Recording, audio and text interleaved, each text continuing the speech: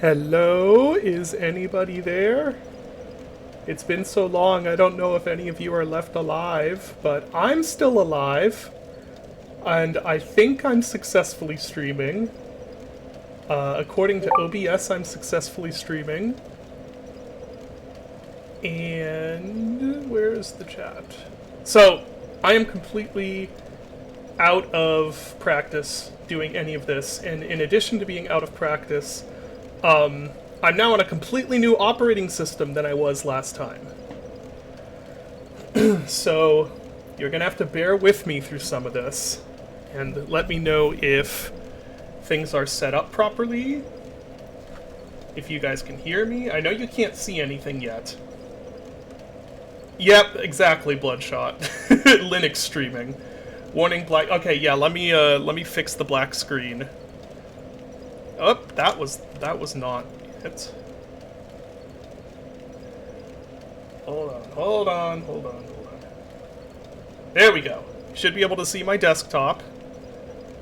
I bet you can't guess what mods I've been playing recently.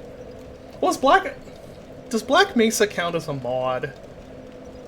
It's, at this point, Black Mesa's kind of a standalone fan game, I guess. Anyway, that doesn't matter. This is a Dark Souls 2 stream, not a Black Mesa stream.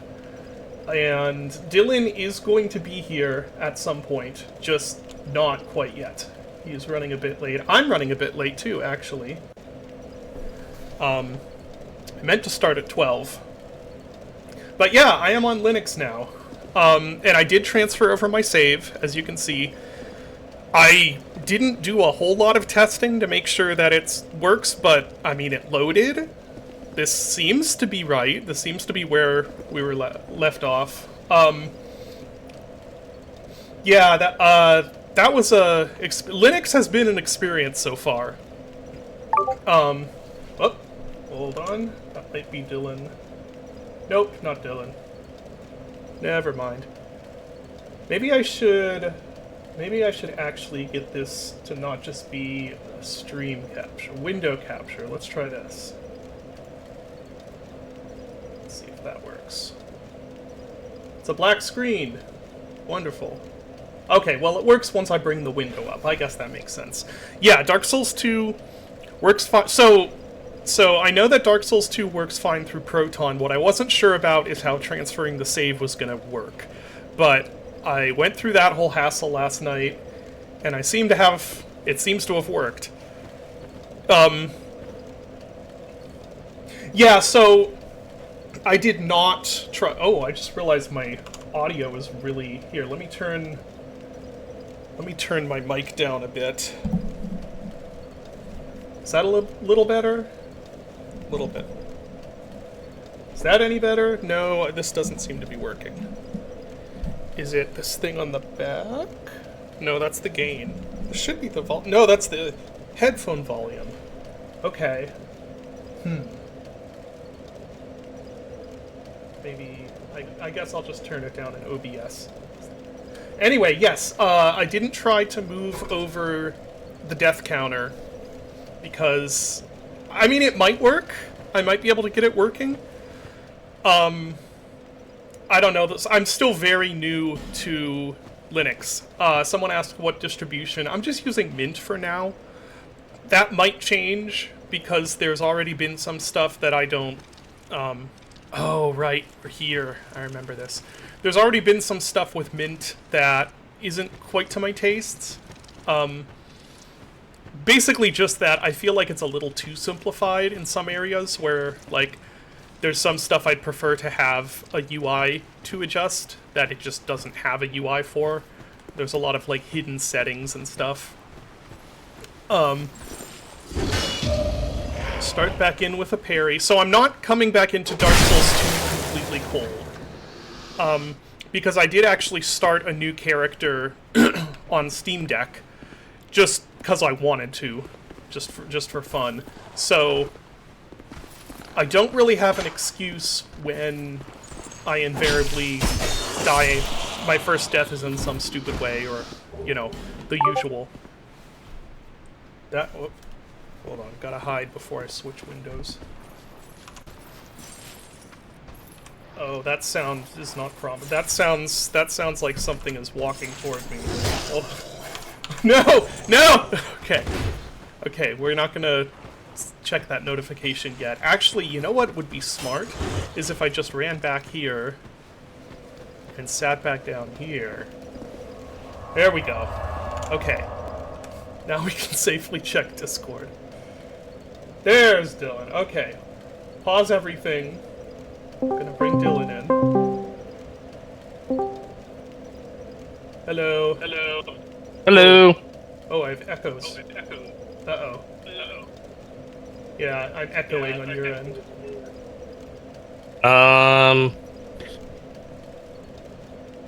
Don't know how to fix that. Okay. Okay. Oh wow. Here, Oh, wow. Yeah. I don't know why it's... Discord is so dumb with this stuff. I wonder if it's me. Hold on. Okay. That's okay. This whole thing has been tech support, anyway, so. Oh dear. Where is... Dark Souls 2 doesn't show up as a streaming option. Great. Is it still echoing? Let's see. Nope, doesn't seem to be. Okay. So, our first problem is that I can't stream Dark Souls 2 to you, apparently. Why? I don't know. It just doesn't... Maybe there's a setting I need to enable? Screen. Well, I can stream my entire screen. I think we'll have to go with that. Let's see if you can see this. You should see a Black Mesa wallpaper. Yeah, I do. And now you should see Dark Souls 2. Yes. Okay. So that will work. Let me just get the windows all set up. There we go. So I was saying, and I think you already know this, Dylan, but I've switched basically entirely over to Linux now. I've been using Linux Mint as my, what do people call it, daily driver? Whatever. I've been using that as my main operating system for a couple months now, for gaming and for work. And it's actually gone pretty good so far. It helps that I have inoperable brain damage. And I, for some reason, and this probably is interconnected with why I enjoy Dark Souls also, the whole, like, compatibility thing and, like, having to do work to get stuff running and stuff, there's a part of me that is like, hell yeah. like there's a part of me that as soon as I started to have to open the terminal and, like, type in just gibberish to get stuff working, it was like, oh, we are so back. Like, it feels like my my younger days when I was trying to get DOS things running on Windows and stuff. So that sort of specific, brain rot is definitely working in my favor when it comes to moving everything over to Linux. But so the point in telling you this is that this is now on Linux. I managed to get my save moved over. I did manage to get, like, OBS in. I mean, installing OBS isn't a huge deal, but I was surprised that it functioned without issues. Everything should be basically the same as it was when we left, except that I haven't gotten the death counter working. Okay. And I haven't tried to get the death counter working either. Like, it may not actually be a huge thing, or it may be impossible. I'm not sure. Bloodshot said, it may not work on Linux, but so we don't have a death counter for now. But that's if I'll work on it. Maybe, I don't know. Bloodshot, is that a thing where you can just throw out a Linux version too, or is it a little more complicated than that? It's been this whole interesting new world of, like, wondrous magnificence and stupid bullshit. Like, sometimes both at once. How does that work? So for your work stuff, is Godot and all that, like, work totally fine with Linux and whatnot? Yes. So I have another advantage, which is that almost every tool that stupid, the plunge attack is always betraying me. Almost every tool I use, with one exception, is free open source, and most free open source stuff is going to be pretty Linux compatible. So pretty much everything that I use is already, it works on Linux. There's a native Linux version. The exception is I use Studio One for writing music. I know that there is a Studio One version, or a Linux version of Studio One, but I hear it's a little sketchy, and to be honest, at this point, I think I'm just gonna find a free open source solution for that, because that's the only remaining thing that I use on my computer that is not free and open source, and at this point it's like, I might as well just do everything like that. I might as well make it,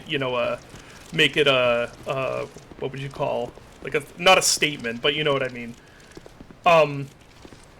So yeah, everything, and in general, the experience has been, when it works, it's like, it works incredibly well. There's no real mid-ground. It's either this works better than I'm used to it working, or this is like an enormous headache. Right. I did get a little bit of onboarding in that, I'm a big Steam Deck fan, and Steam Deck is Linux, so I already kind of know how things go with, Proton DB and stuff like that.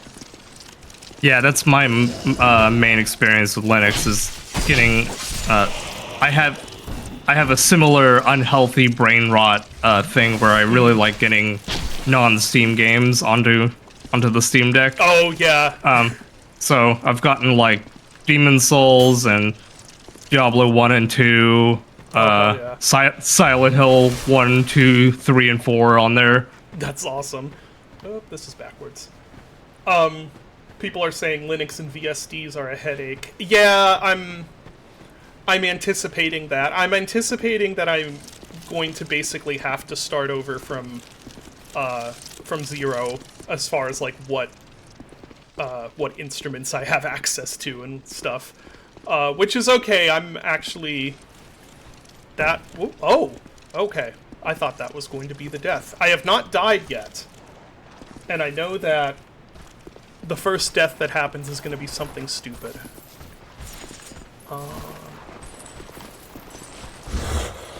And I should also say, I am coming into this not entirely cold as far as Dark Souls 2 goes, because I did actually start a new character on Steam Deck just for fun.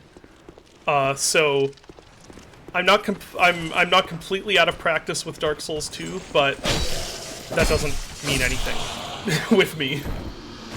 Have I actually been playing Arcs? A little bit, yeah. Yeah, I've played a little bit of it. I need to get back to it. It's for reference, because Bug Bite is set in a very similar sort of world. So just getting some... where did that come from? Is that from this? Is that spitting at me? Yes, it is. Okay. Can I kill it?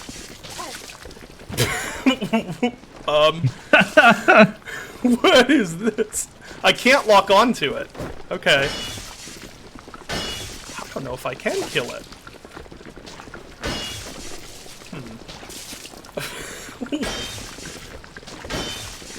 This may be unkillable. Alright. Well, let's... Ugh. Oh, right. Poison in this is not a death sentence like in 1. Bug Bite has a garlic speed-eating mechanic that scares women away. Do a Linux from scratch build. I am not... No, I'm... So, even just basic stuff is... because I have to, like, relearn everything. Down to, like, the file structure that everything uses is different than I'm... Not... Maybe not the file structure, but it's like... I'm used to how Windows treats file management, and Linux is like... Ooh. And oh, hey, that's my souls. Wow, okay. Apparently I died here last time. Grab those. That was a lot of souls. Maybe I should go spend those. And get this thing oh, it's just stuck right there. But like the way Linux thinks of files is completely different than Windows is.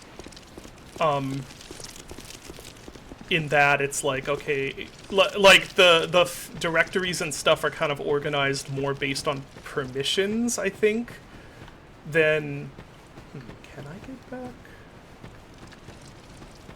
Anyway, it's weird and different. I don't even know if I can get back. Oh, right, these things... I think these operate stuff, right? Yes. Okay, that should... Oh, well now what? I didn't think it would go down this low. Okay, Yeah, Arcs is... Dylan, you and I have discussed this a whole bunch. Arcs is extremely good right up until it isn't. Yep. It collapses hard. Yeah. But what's there that does work is so good. Yeah. Let's see if... So I have talked about... Oh, there we go. I can see. I've talked about what I've been up to. Dylan, what have you been up to? Because we haven't, like, even interacted that much in the past. How long has it been? Several months, probably, I think. Yeah, a couple months. Because like I was in Hightown Crunch for a good while. Kind of like right after you visited and we went to Disneyland. I started Hightown Crunch, and only ended that 2 weeks ago. Yeah, 1 week ago, something like that. So it was a lot of working on Gloomwood. And then I got sick during the holidays, which was great. Love that for me. Yeah. Love that for Allie and I. What did you get? Was it like a bad cold, or was it COVID or flu, or? We didn't do COVID tests. It was like a bad flu. Like I had chills, cough, fever. Right. All the fun stuff. And we had to. We missed Christmas with my family on the day of because we were like that was the height of our sickness. I was in because we were trying to get Hightown out. I was like just taking Dayquil as much as I could, as much as the label would allow me, so I could keep working. Oh man, that sounds awful. Yeah. It was not a great time. Yeah. As Bloodshot said, like half the Gloomwood team was sick while we were all working. Like Thomas got sick, Nate got sick, Nate's like whole family got sick. Luke got sick. I think. Wait, no, actually, did you get sick, Luke? You did get sick. Yeah, it was bad. Oh, you had a stomach virus. Ugh. Yeah. Yeah, fuck that. We were sick also. We had big surprise there. Yeah, big. With us, it's not even really that remarkable. It turned out it was influenza A, and actually Rachel is still kind of recovering from that. It's been like she's pretty much better, but still has a lot of exhaustion and.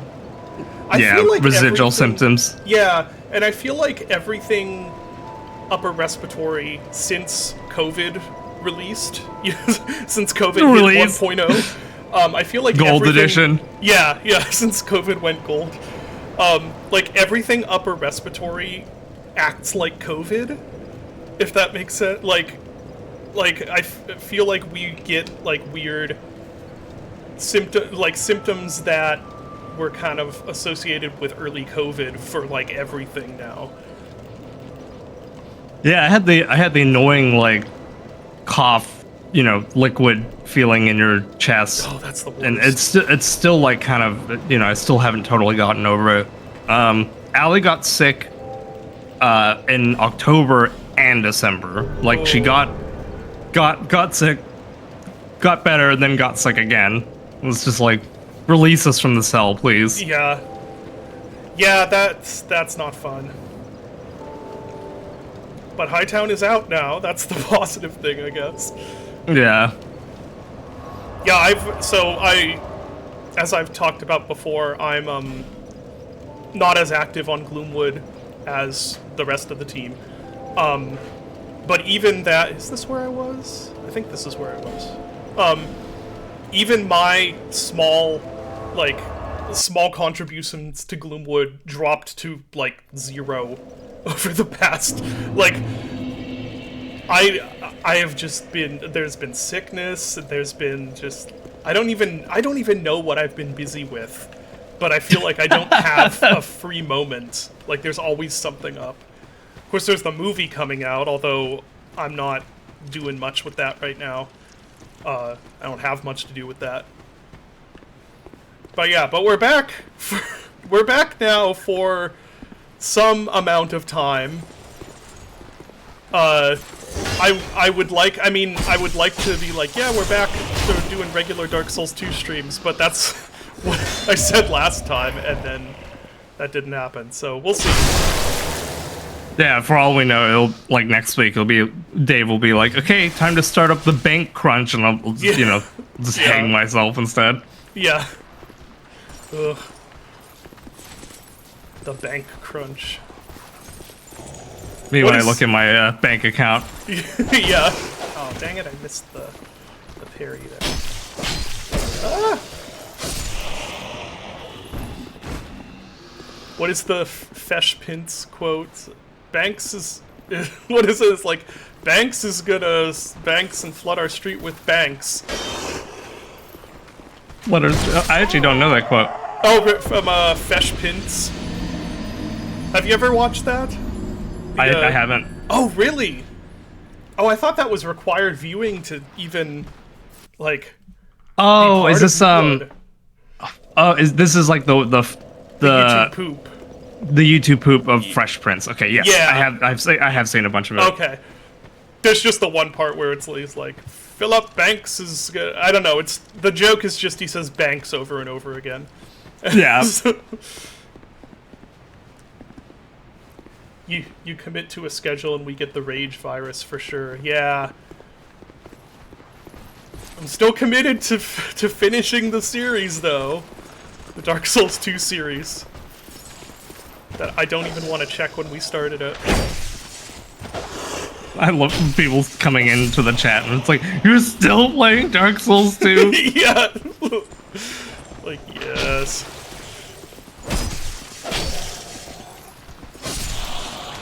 And you know what's really funny is, these guys have to despawn soon, right? I would think so. I remember at least attempting to kill them many times previously. Oh, there's 2 of them there. The lack of being able to stun lock them just completely messes with my winning strategy of mashing attack as quickly as possible as soon as I get in range. Which works a surprising amount of the time in Dark Souls. It's like you just attack first and you're pretty good for a lot of enemies. That's it. Banks wants to empty the banks, fill our streets with banks, and run a bank-making operation out of his banks. But Dad, aren't some of those banks? Yep, okay. Very good. I love Fesh Pins. So what was funny is it's been long enough that, like, starting a new character almost... It's like half like playing the game for the first time again. Oh boy. Oh no! Okay. I deserve that. Like, I have to keep being like, okay, so where do... Oh, I remember this from years ago. From years ago, Jesus. Yeah. And I decided because I'm like, oh, I played almost 80 hours of this game. I'll do a, what is it? Shoot, what is it called in Dark Souls 2? the naked guy who starts with nothing. That I forget Oh what yeah, it's- like I forget what it's called in this one, but Yeah. like yeah. waste of space run or whatever. Yeah. I decided to do that, and I didn't realize how underleveled you start. Yeah. Like I figured, oh, maybe. I'm like, actually, I don't know. Does it put you at a permanent leveling disadvantage? Because it seems I would have expected, oh, it'll just make all of your stats like the same. Like every one will be, I don't know, 10 or something. Or maybe that is what it does, and because it made like every stat 6, and it turns out that that's not enough stats to basically wield anything. Yeah. It's like, oh cool, I found a new weapon. I don't have the dexterity to use this? What? Like, this isn't even a dex weapon. You missed the opportunity to tell us you had to start over because of Linux. No. No. That'd be amazing. If I lost the save, well, first of all, I do still have Windows on one of my drives. For things like, I am still writing the Wizard Boy soundtrack. I need to at least keep my Studio One install around for that. Stuff like that. But no, if I lost the save somehow, that would just be like, okay, well, we're not doing the DLC, I guess. Maybe we'll come back. We'll come back in 5 years and do a DLC run or something. But nope, got it transferred over. DL1 Don't all SL1 runs in Dark Souls become Pyromancy the run by the end? Dark Souls 1 is great. Yeah, Dark Souls 1 is great for that because you don't need any of the stats. Yeah. Yeah, I thought I remembered that kind of being the main way it sounds insane where it's like, oh yeah, beat the whole game without ever leveling until you realize, oh, Pyromancy is incredibly overpowered and you don't have to level to use it. And the club is a great weapon as well. Yeah.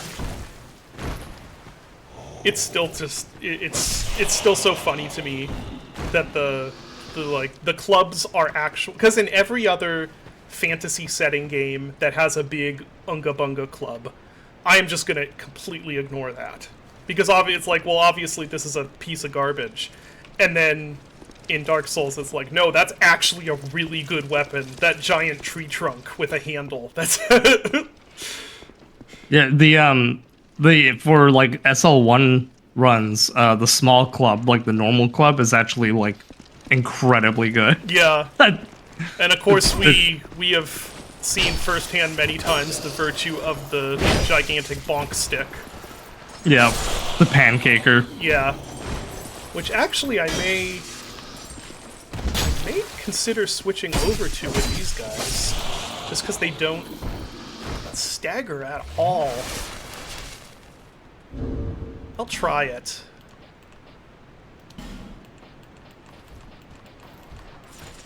Oh, nope, I hear... Yeah, okay. I'll try it in a bit.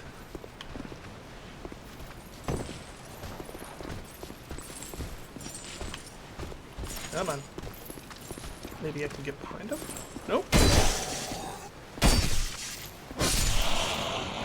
So, in the midst of Gloomwood Crunch, Dylan, have you been finding time to play anything?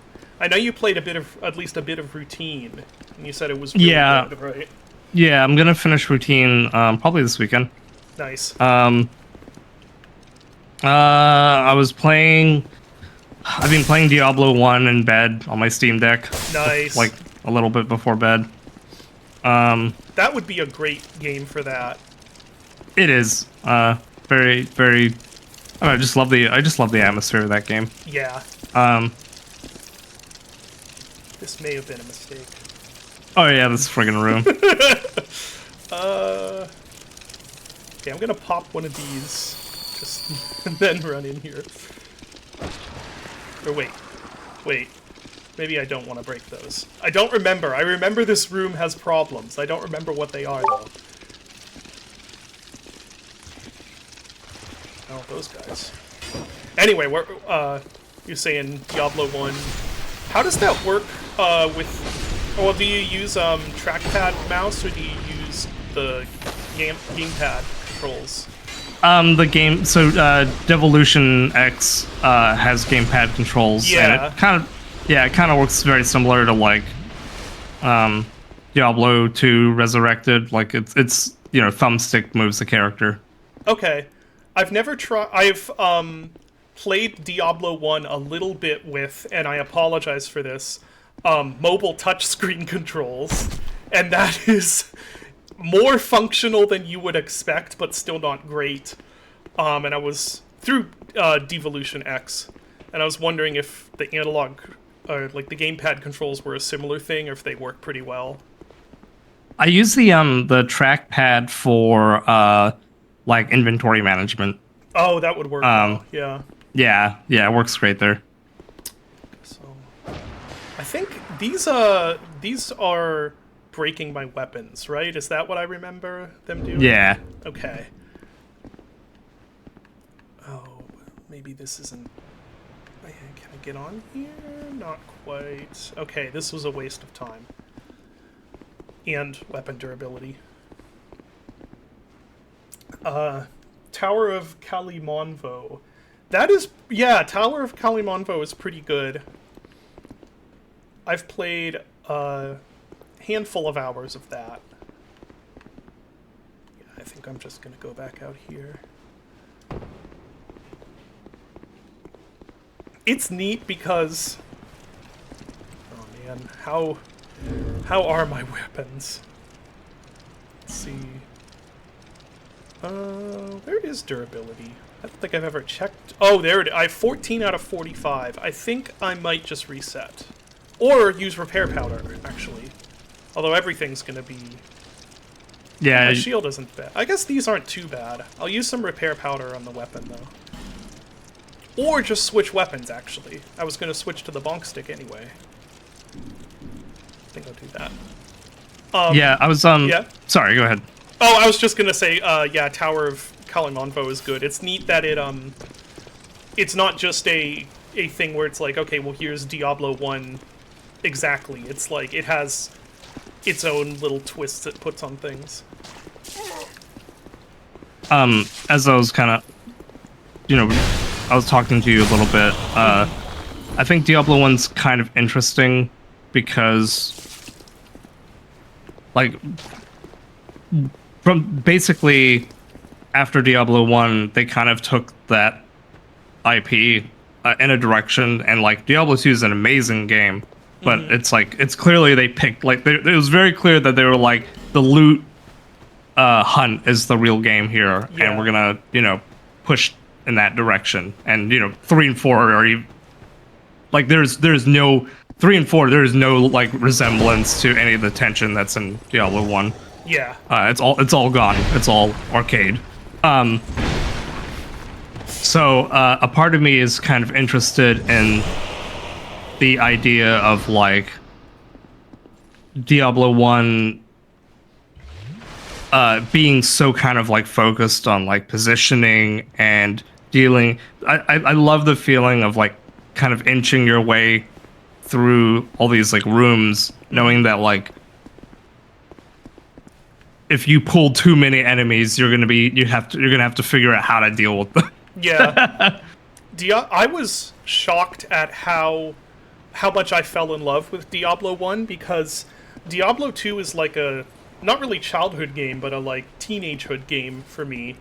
And I have quite a lot of fondness for it. Like, I really like Diablo 2. It's one of the only ARPGs that really clicks with me, is Diablo 2. And so you'd expect that with it being the more kind of flashy, addictive, attractive game, and it having the nostalgic connection and everything, that I would have a hard time going back to Diablo 1, played now.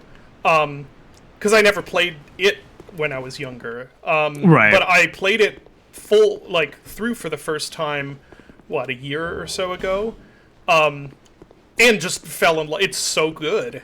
And it's so unique. And it's kind of a... do I want to press this? Oh, it's and it's kind of a good example of how adding stuff isn't always additive. Again, not that Diablo 2 is bad by any stretch of the imagination, but it definitely isn't just Diablo 1. What is... Oh. It definitely isn't just Diablo 1, but enhanced. There's stuff that is lost. Absolutely. And there's something kind of satisfying with the whole, like, it's just like one dungeon under the town and you're going down like deeper and deeper. Yeah. That there's like an elegance to it that's none of the like, it's awesome that Diablo 2 like, you know, expanded the world and you have all these different like locales and different places that you sort of go to throughout the acts, but there's a simplicity to the way Diablo 1 did things that I find very admirable. Yeah, I agree. It's sort of, it has a weird hypnotic quality to it also, because it's like, yeah, it's sort of like in like art or photography or stuff, where a picture that has a single subject and there's nothing else distracting you puts all of the emphasis on that subject. And it's like, in a way, Diablo 1 just being like, you are pointing and clicking, and that's what you do. And it's basically a dungeon crawler, you know, comparatively. It like, I don't know, it like enhances different aspects of the experience that don't feel like they're there as much in other ARPGs. It's like it just has this weird sort of uneasy but chill vibe where it's like, okay, I know exactly what I'm doing. I know my limited tool set. And I'm just going through rooms and I'm taking care of enemy. I don't know, there's just there is something about it that is really compelling, despite it on paper just kind of being like the, you know, the Wolfenstein 3D of ARPGs in a way. Yeah. Like on paper, but then in practice, it's, I don't know, there's something still really compelling about it to me. I feel kind of similarly with like how much I love Resident Evil 1 like remake, where again, like it's because it's all like one, it all takes place in this one manner. Yeah. It's all you're like limited, and like later Resident Evils add so many like systems and mechanics and combos and attacks, and it's nice to go back and play, you know, Resident Evil 1 remake, or, you know, the classic Resident Evils, and see the sort of elegance there, like stripped back, but emphasizing the core idea of, you know, the survival horror, the resources management, navigating the, like, you know, these interconnected spaces. Yeah.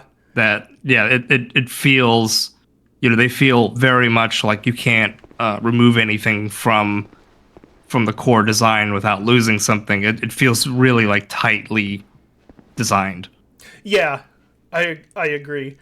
There are multiple games like that where I think, again, adding is not always additive. Sometimes by adding stuff, it doesn't necessarily ruin anything, but it does change it. And I've never really agreed with the sentiment that's sometimes expressed where it's like, oh, well, this is now, you don't ever have to play this because the sequel's added so much.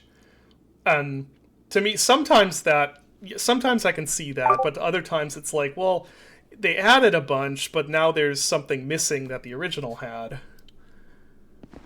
So these guys are obviously enemies, which I think is very cheeky. Yep, very, very mean. Yeah, so I'm gonna...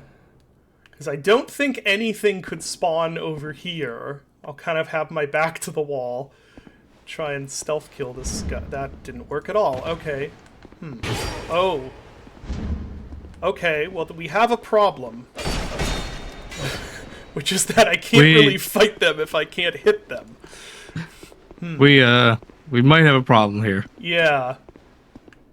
Did the notes say anything? Oh, well, that dude's still on you, so yeah, that would maybe have been don't. A really good idea to read those before I made a plan. In hindsight, let's see if I can get him to leash.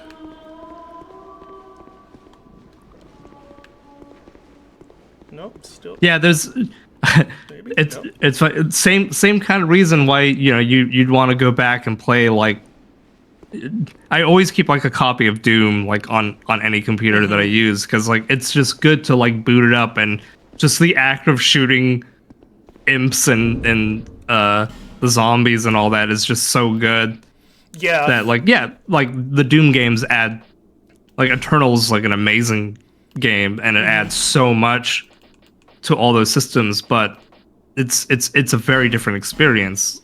Same Yeah. reason I love Doom 3, but it's a very different experience. Yeah. Those And are there's great a- there- examples. Yeah.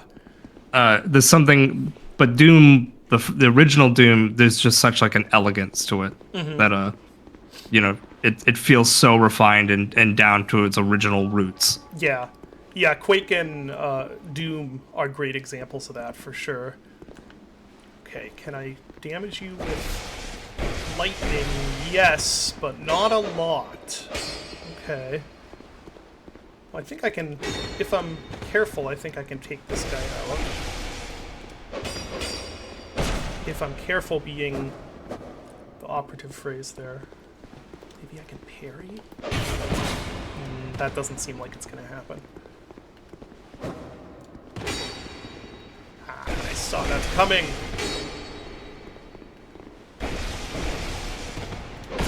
Ooh. I hope I have time to get. I said heal, heal, heal!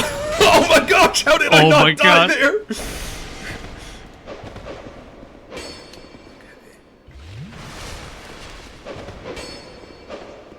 The 40-year like drinking animation in Dark Souls So 2. long, yeah.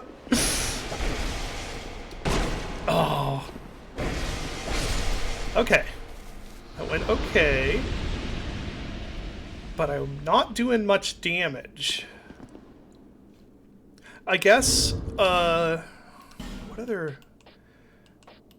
Maybe if I have something like holy damage, or, well, this game has a whole ton of different damages. I don't even remember what they all are.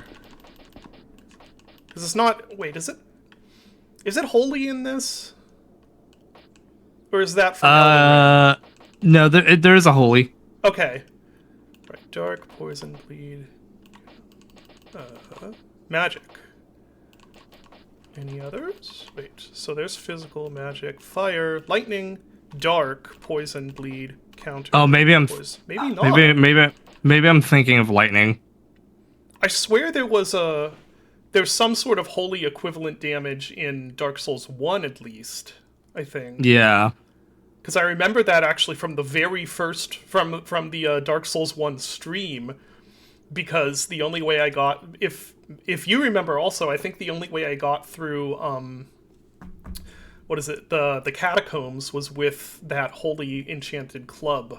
I love that. Like the Yeah. catacombs are so hard, but if you bring a divine weapon, it's like nothing reses, and it's like, oh my god, this is amazing. Lightning is basically the holy in this game. Okay. Well, that may just be the damage that I have to go with, then. Maybe those guys are just really difficult. I guess we'll see. The Dark Souls 2 DLC experience. Maybe those guys are just really difficult. Yeah.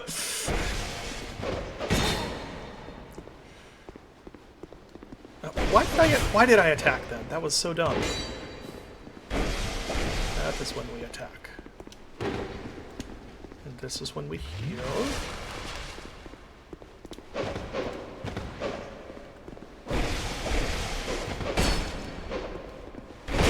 Ah, okay. I do feel like there's a way to kill these guys easier. Oh no. I just can't remember it right now. I think I can get this off quick and then go to this. Uh-oh.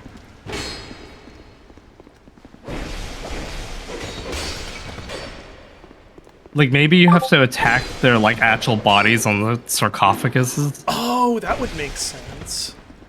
I parsed this as There we go. that. Oh, right, now he's not transparent. Okay. Yep. That's cool. Yeah, there we go. Okay, that's pretty cool. I had parsed that as they're guarding the bodies. I mean, I guess they Yeah. are. I didn't... wonder if I I'm like, I kill was this- just like, I vaguely remember, like, being able to kill those guys without, you know, it taking 1,000 years. Yeah. Huh. That's pretty cool. Like, yeah. Okay, now... How many chests are in here? 4 chests, so there may be 4 mimics.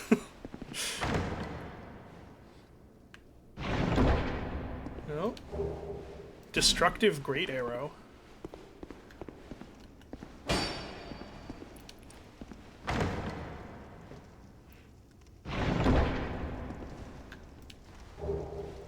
Katrina Helm.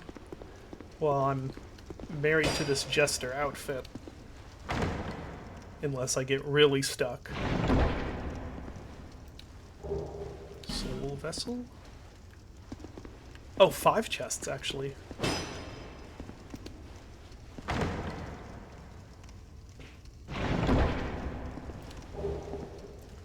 Old Growth Balm.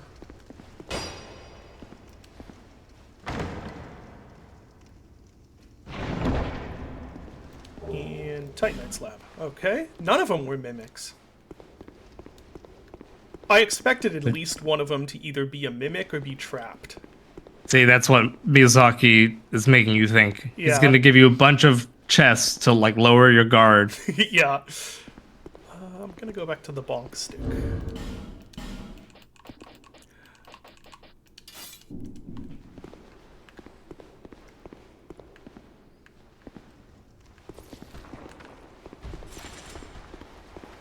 These guys are stinky boys. Yeah. Is that stink poison or corrosion? I think it's poison. Toxic, Honest- whatever. Yeah, that's definitely poison. Oh, Ooh. jeez. His now- bonk stick was a little stronger than your Yeah. bonk stick. Yeah.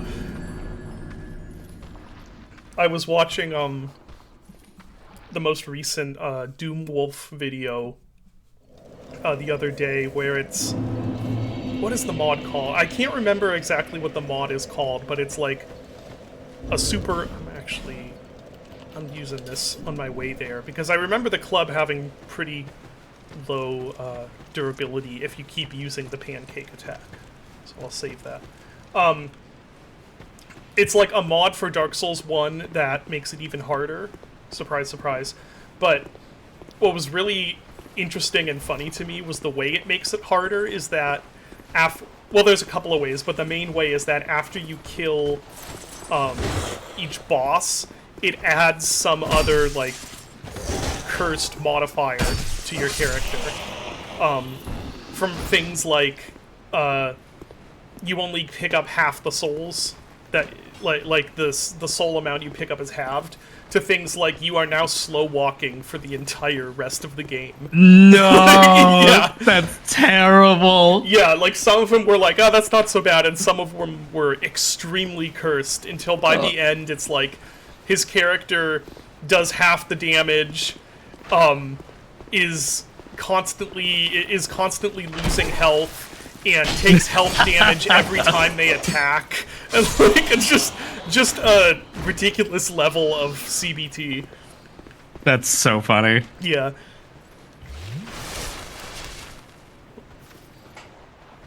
Sorry, I got this whiff of like cat poop.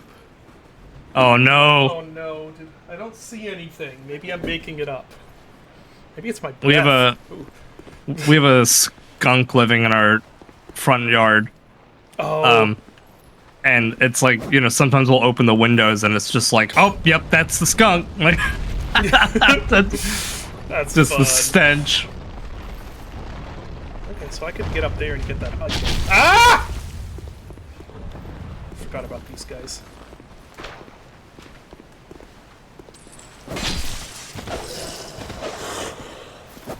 Whoops.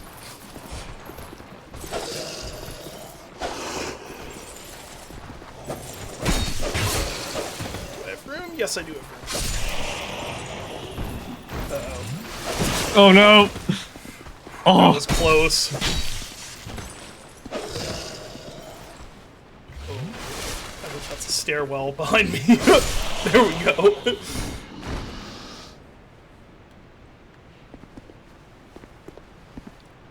Okay, what was I doing? I was gonna see if I could get up there. Which... maybe if I attack this and then do this, that should work. There are a lot of bloodstains there.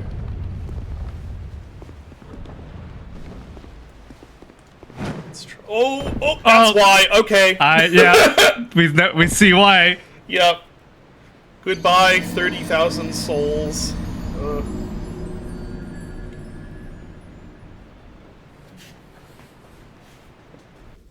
This is the Poison DLC. Is it? I don't think I knew that. Yeah, there's like a Poison DLC, an Ice DLC, and I don't know what you'd qualify the Giant Broom Tower DLC. I feel like for Dark Souls 2, it should have been like a Poison DLC, an Ice DLC, and another Poison DLC. Oh yeah, Iron King is fire. You're right. Yep.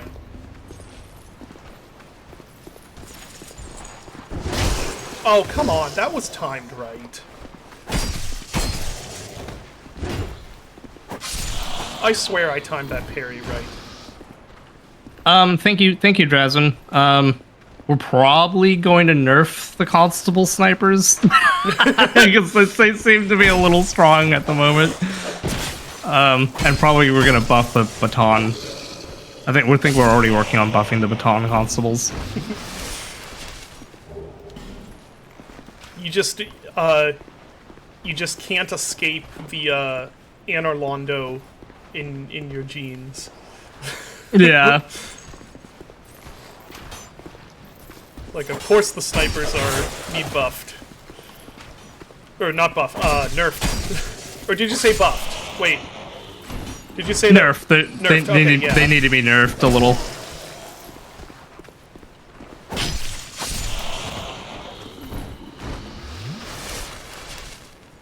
Buff the crows. They're very funny though, because their angles are like pretty intense at the moment. So like sometimes there's a couple spots where you'll be in a room and you'll look out like a window and then you'll just get shot through the window from a sniper. That's hilarious. Which is like, yeah, it's such a great moment, but also it's very mean. To be fair, that's also, realistic. Yeah. A good example of people don't actually want realism in games.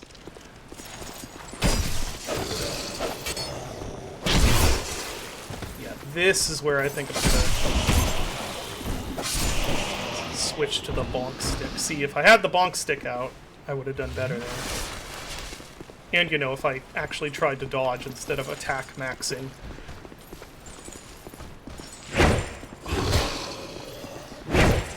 It's just slightly out of the range of my attack. There we go.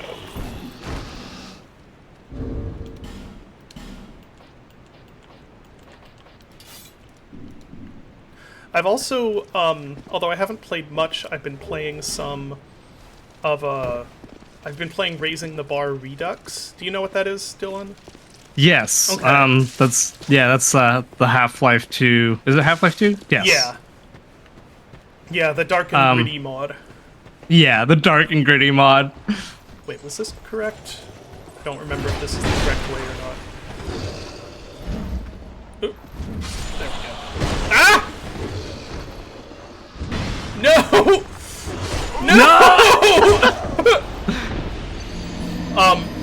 So that's really... So, I don't know. How do you feel about Half-Life 2 beta content? What's your... Not stance, I guess, but are you more of like, yeah, this... You would have liked the beta setting and style better, or are you more of a retail fan? I think that's the beta stuff is like cool, and I like seeing all the sort of content, or like the ideas that they sort of had. Mm-hmm. But I don't know. I'm also kind of fine with how Half-Life 2 turned out. Mm-hmm. Oh right, I was gonna get that thing. Yeah, it was funny. I actually booted up Lost Coast a couple of weeks ago, maybe a month or two ago. and just played through it just because I was like, man, I haven't played through Lost Coast in a long time. Yeah, I like Lost Coast. It's a fun one to, yeah, do exactly that with. Just boot it up and play through it every once in a while. No, I don't actually have a hot take on TW Croc. I think Raising the Bar Redux is super good, but I was gonna say I've never been quite as obsessed with the beta stuff as some other people are. I definitely don't dislike it at all, but I've always thought that retail was like that. You can, I feel like you can see it's the finished vision, and the beta stuff was kind of Dark Quartz Ring +3. Was kind of mid kind of idea development, which is why I never played Raising the Bar Redux before now, because I was like, I'm not that obsessed with the beta stuff. But it turns out that it's a really, really good rendition of the whole dark and gritty 1984 sort of setting. It's just the opening especially is like it's up there with like infra levels of environment detail. It's really cool. Just to, like, you walk, it asks the question, what if point insertion from Half-Life 2 was 45 minutes long? And you say, that sounds like a terrible idea. And it turns out it's actually really cool. Yeah. When there's like an immense amount of source level design knowledge put into it, and every room is interesting to walk through. But yeah, the fully modeled discourse. Yeah. Oh no! Yeah, that's the fully modeled discourse.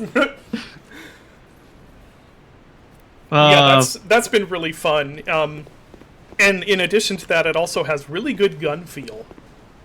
Some of the best feeling Source Engine weapons, I think. Where am I trying to go? Oh, I'm going down here, right.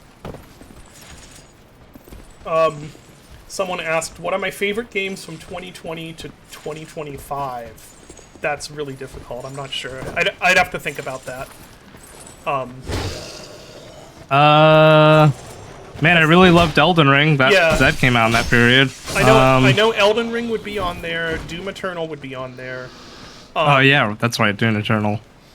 Let's see. And then those are the two that immediately spring to mind as like obvious. And I know there's more that I just don't spring to mind immediately. Yeah, I played a lot of really good indie games. They're just not coming to mind right now. Yeah, there's a lot brain of really fried. Good, yeah, a lot of good indie games. I mean, Karate would probably be on there. I don't know. I'd have to think about it. I wouldn't want to, because there have been so many good, especially indie releases in the past 5 years.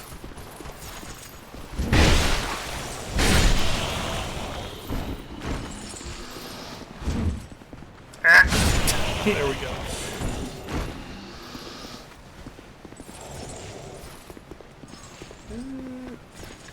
Oh man, Cruelty Squad's in that. Cruelty Squad's in that. Yeah. Yeah. That's of course fantastic.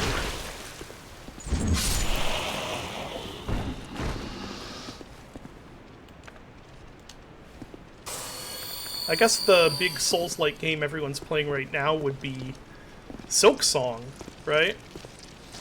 Just speaking of indie games. I think a lot of people have finished Silksong. I'm actually. Oh. I think the indie game that everyone's playing right now is, Hytale. Oh, is that? That's the Minecrafty looking one, right? I think I've heard. Oh, I shouldn't be locking on. I think I've heard that name. I don't actually know what the game is, or maybe I do. Maybe I've seen a lot of those Minecrafty. It's 2D, right? Or am I thinking of a different game? No, it looks very Minecrafty. Okay, I'm thinking of a different game then. A lot of those blur together for me just because I'm not like big into that genre. Yeah. Outer Wilds, yeah, that game's amazing. Definitely one of the last indie games that I played that I was like, oh wow, this really surprised me. Still gotta play that. For this year, I played Labyrinth of the Demon King and Capus Mortem, and loved both of those. Those were really great indie horror games.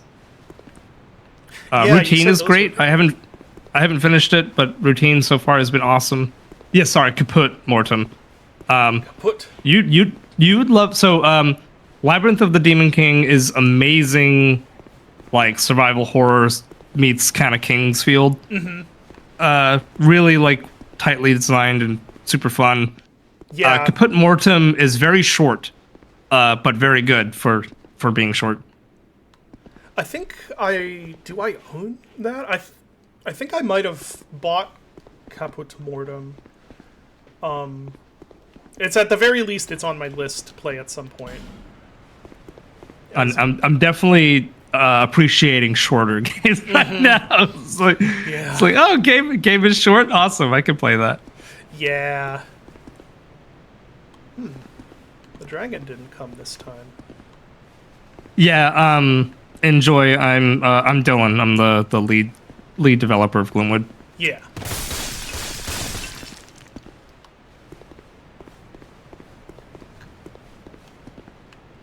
I don't trust this game not to have the dragon come again while I'm on the bridge. Oh, they have lances. Let's see if I can get them. Crow Country Country. Yeah, Crow Country is great. You kind of bounced off that one, right, David? Yeah, but not for any like good reason. It's really good. I think it's one of those things where I just happen to not be in the specific mood for it the two times I've played it. Because I don't have any complaints about the game at all. It just hadn't really. That just clicked. happens. Yeah. Yeah. Yeah, it hadn't clicked for me in the right way yet.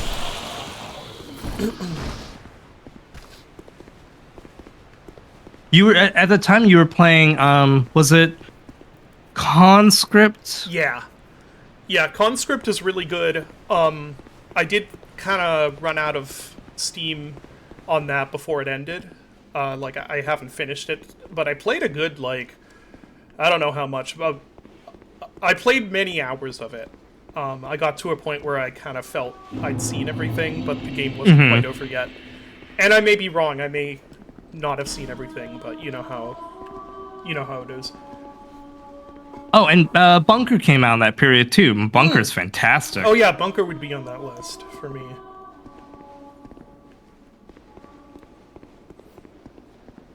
There's Chop Goblins, which it's still so funny that the pipeline for Bloodshot was Chop Goblins to I know. contributor.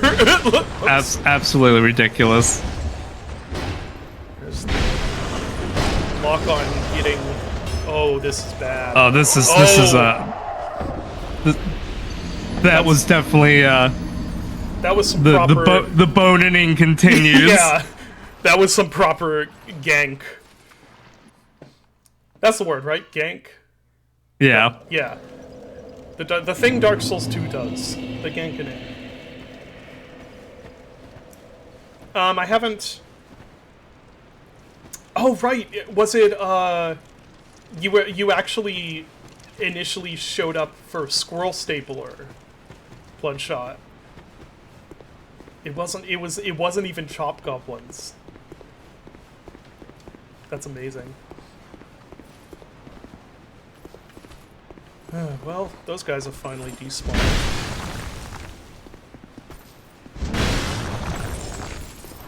Okay, yeah, I remember now.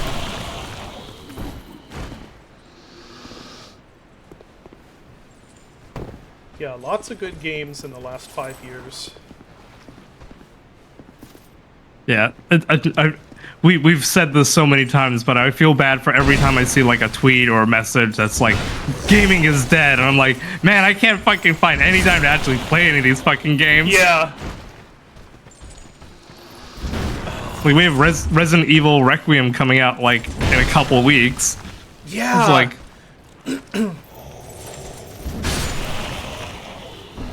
Yeah, I haven't. I've seen a lot of the pre-release stuff kind of through the grapevine, and it sounds like it could be really cool. It's so weird. It's like they split RE4 and RE2 remake like into, or they jammed both of them into one game, and I don't know if that's gonna work. Yeah, but I'm kind of. That's also kind of why I'm interested, because I'm kind of like, I'm curious if this is gonna work or be a complete disaster or not. Yeah, could be RE6 too. Yeah. I don't know. I think it definitely could work because there's not a whole ton separating RE2 and RE4 remake. Yeah. Like you could see those games sharing a lot of similar control and mechanics, and just having some details be tweaked. You know, it's not as crazy as like, I don't know. I can't think of a good example of something crazier, but it's like, okay, I could see that because RE4 remake is basically RE2 remake, but you have finishers and more ammo. You know, I mean, I know it's more complicated than that, but it's like, you know, you could see it working. I saw like an interview, and so they moved. I don't know if you've seen pictures of it, but they moved.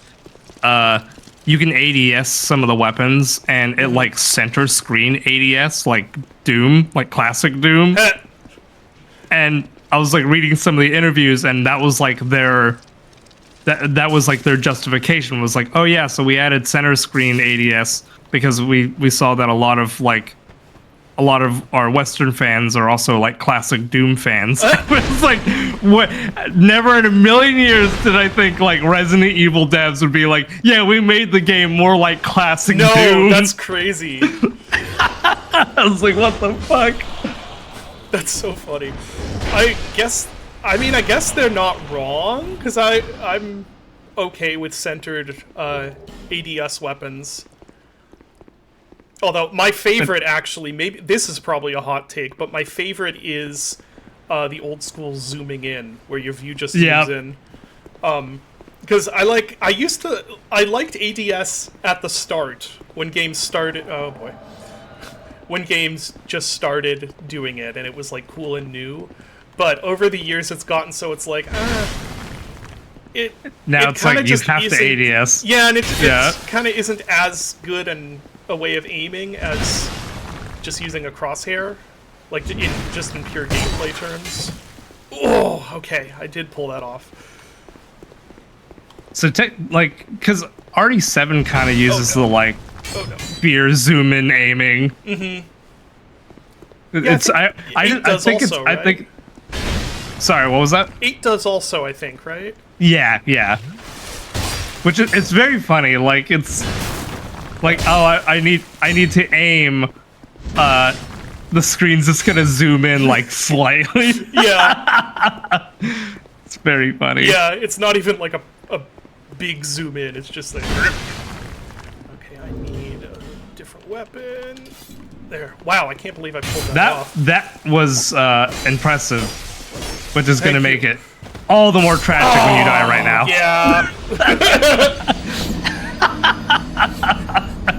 Yeah. Yeah, exactly. The fear ADS is that's my preferred way.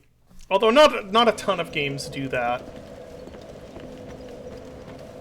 Just because you can still see when it's proper ADS, you lose a lot of vision on the bottom half of your screen, which is realistic. Like I can, it depends on the game.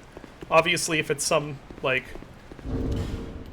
You know what? I wonder if just having both of these out would be a good idea. Oh, it's broken. It's broken. You can still go and repair it. Yeah, I'll go repair it. Well, I don't have any souls. So we added ADS in Gloomwood via the scoped revolver. But as a consolation, it's a Killing Floor 1 style picture-in-picture scope. And it even renders the scope even when you're not ADS, which is hilarious.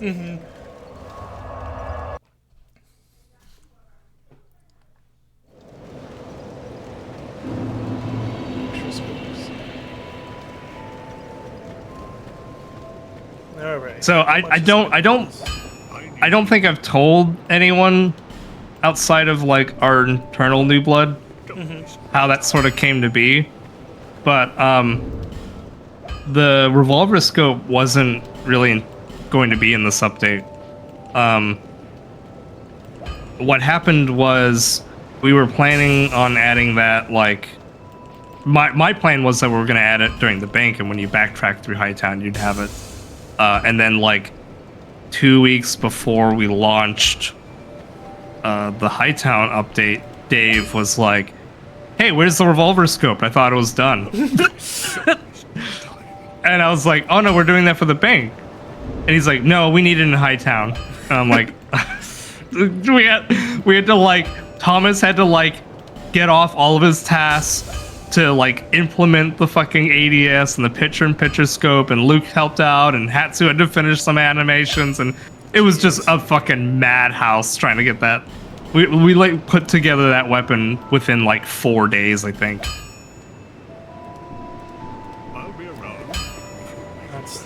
That's the Gloomwood dev way. Yeah, I was like, it was funny because we're, you know, with Dave, it was very much like, oh, you know, we you know, we overscoped this update, overscoped it, but you know, I think we'll be able to meet this like next deadline. And then he was like, haha, and you thought that was the only thing you required. How about a whole new weapon? And then our deadline, you know, ballooned even more. Yeah.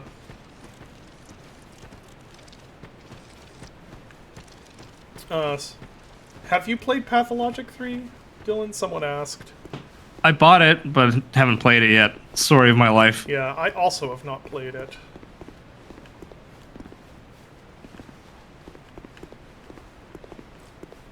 See, now we just now we'll wait for Pathologic 4 for them to add the Changeling campaign, and then we'll have the true Pathologic 2 experience.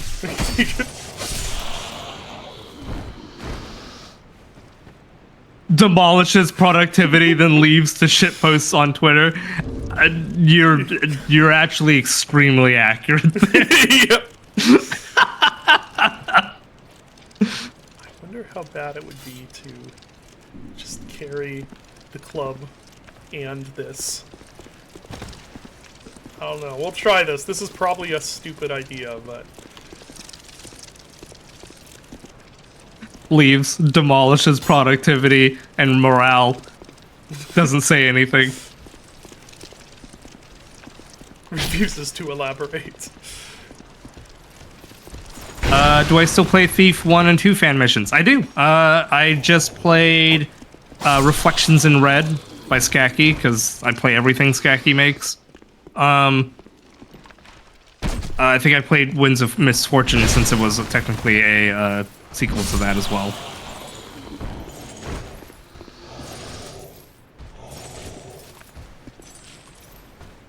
Yeah, Black Parade is one that I definitely should play at some point. Oh, Black Parade's so good. Yeah, it looks really good. And it has the horses. It has the Hanses. Yeah. The problem with Thief specifically is that you're like, oh, I'm gonna play this fan map, and then it's like 3 hours. Oh, it's so long. Yeah, Reflections in Red, I spent like 3 hours in. Black Parade, you could easily spend like 15 hours in. Yeah. But it is awesome. Okay, I just want you to acknowledge you survived that because you fell down, and that enemy didn't have like IK to aim downward. Oh, is that down what the stairs, and so he whiffed his attack because of that. That's amazing. I didn't notice that. I thought you were 100% dead, and then you because you fell backwards, you went down the stairs a little bit, and then he whiffed his attack because of that. That's amazing. Amazing. Those maps. Oh yeah, there's the Quake map jam or the Brutalist the jam. Brutalist. Yeah. Yeah. Yeah, the maps from that look awesome. Yeah, I've played I've played like 2 of them. One of them wasn't doing it for me, and the other one was Chuma's map actually, which I Oh. enjoyed a lot.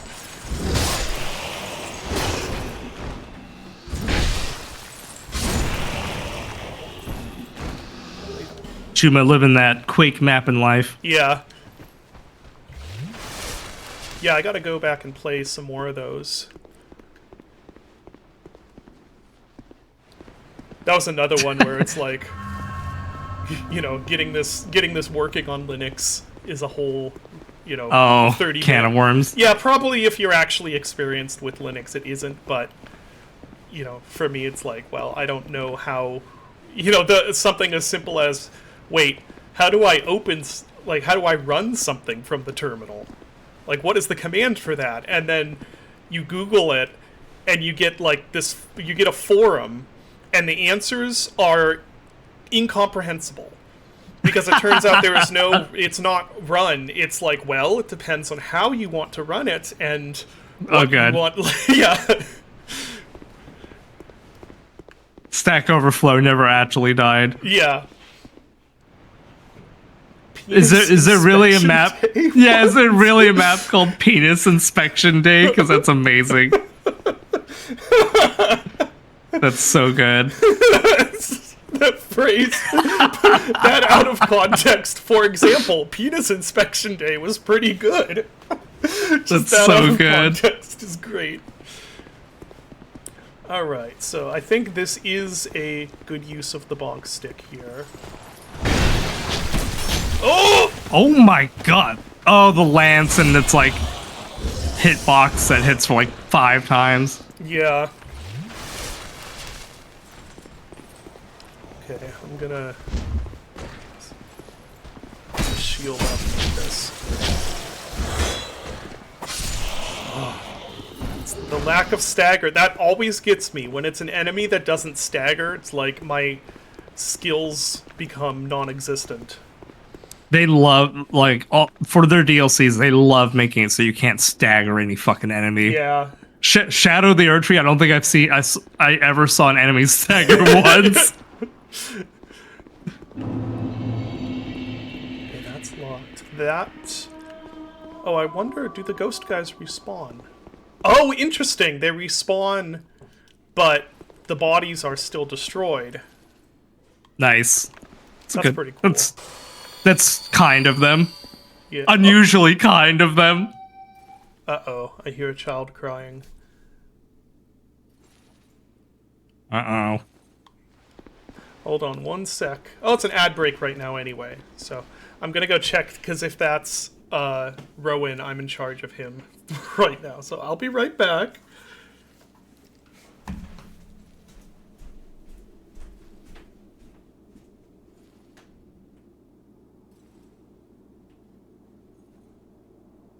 Rachel? Oh, okay. I was checking if the wailing I was hearing was... Okay. Yeah, Bloodshot was like, yeah, I wanted to wait for full release to, you know, get the full Gloomwood experience. And now he works on the game and is like, fuck, now everything's ruined. Now you'll never be able to play it, like, as a first-time player.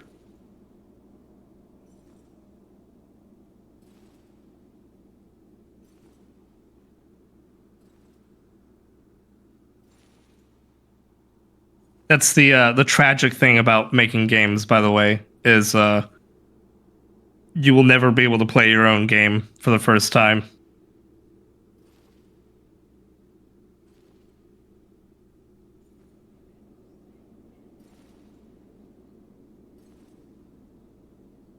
Unity, the version that Gloomwood uses is actually kind of old because we rely on a level design tool called RCSG, and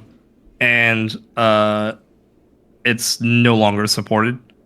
And it's broken in more recent versions of Unity. So, yeah, basically we went onto the LTS that fixed the remote execution bug, I'm back. but still supports RCSG.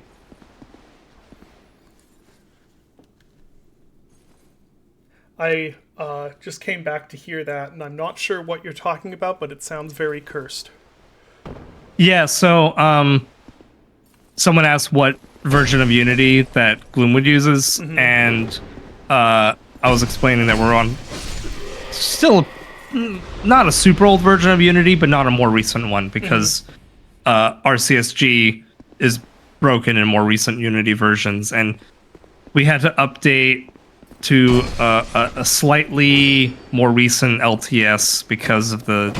I don't know if you knew this, but virtually all of the Unity versions had a remote executable exploit bug, so everyone had to update to, like, you know, to a new LTS update. Yeah, I saw that, and I don't know what to do with my own games. I was... Now you've reminded me that that's a thing. I need to look into that. Yeah, it's like we looked into it, and it's really not anything to be concerned about, but I like giving my players, like, peace of mind. Yeah, for well, sure. actually, here, let me rephrase that. I like giving myself peace of mind that I'm not going to go to the Steam forums and see someone wanting to burn my house down because they think that, you know, they're gonna get hacked if they play Gloomwood. Right. Oh, come on. That was the pancake, and he didn't even flinch. I think he was in hyper armor because he was swinging. Oh, that makes sense. I tried to drink. Usually it's me on the receiving end of that. Usually that's me that does that. Is there a good in-editor CSG solution for Godot yet? I don't know. No. I think people are still using Trench Broom. Yeah, to my knowledge, there isn't. It's Ah! Oh my god. Okay. Like 100 arrows in your back. That was amazing. Oh, yeah. How am I alive? My thoughts exactly. Okay, you survived that and then also got a fucking sick parry. That was kind of cool. My luck has been used up, so I need to be real careful these next few enemies. I say not being real careful. Anyway, unless something has happened quite recently, no, it's still using, what's it called? Funk Godot is what it's called now. It was previously... Oh, shoot, what was it called previously? Anyway, the plugin for importing Trench Broom levels. I actually... Oh my god, these enemies. Right, these enemies are horrifying. Oh, yeah, that's a problem. Ah, okay, I see. This is where the game happened.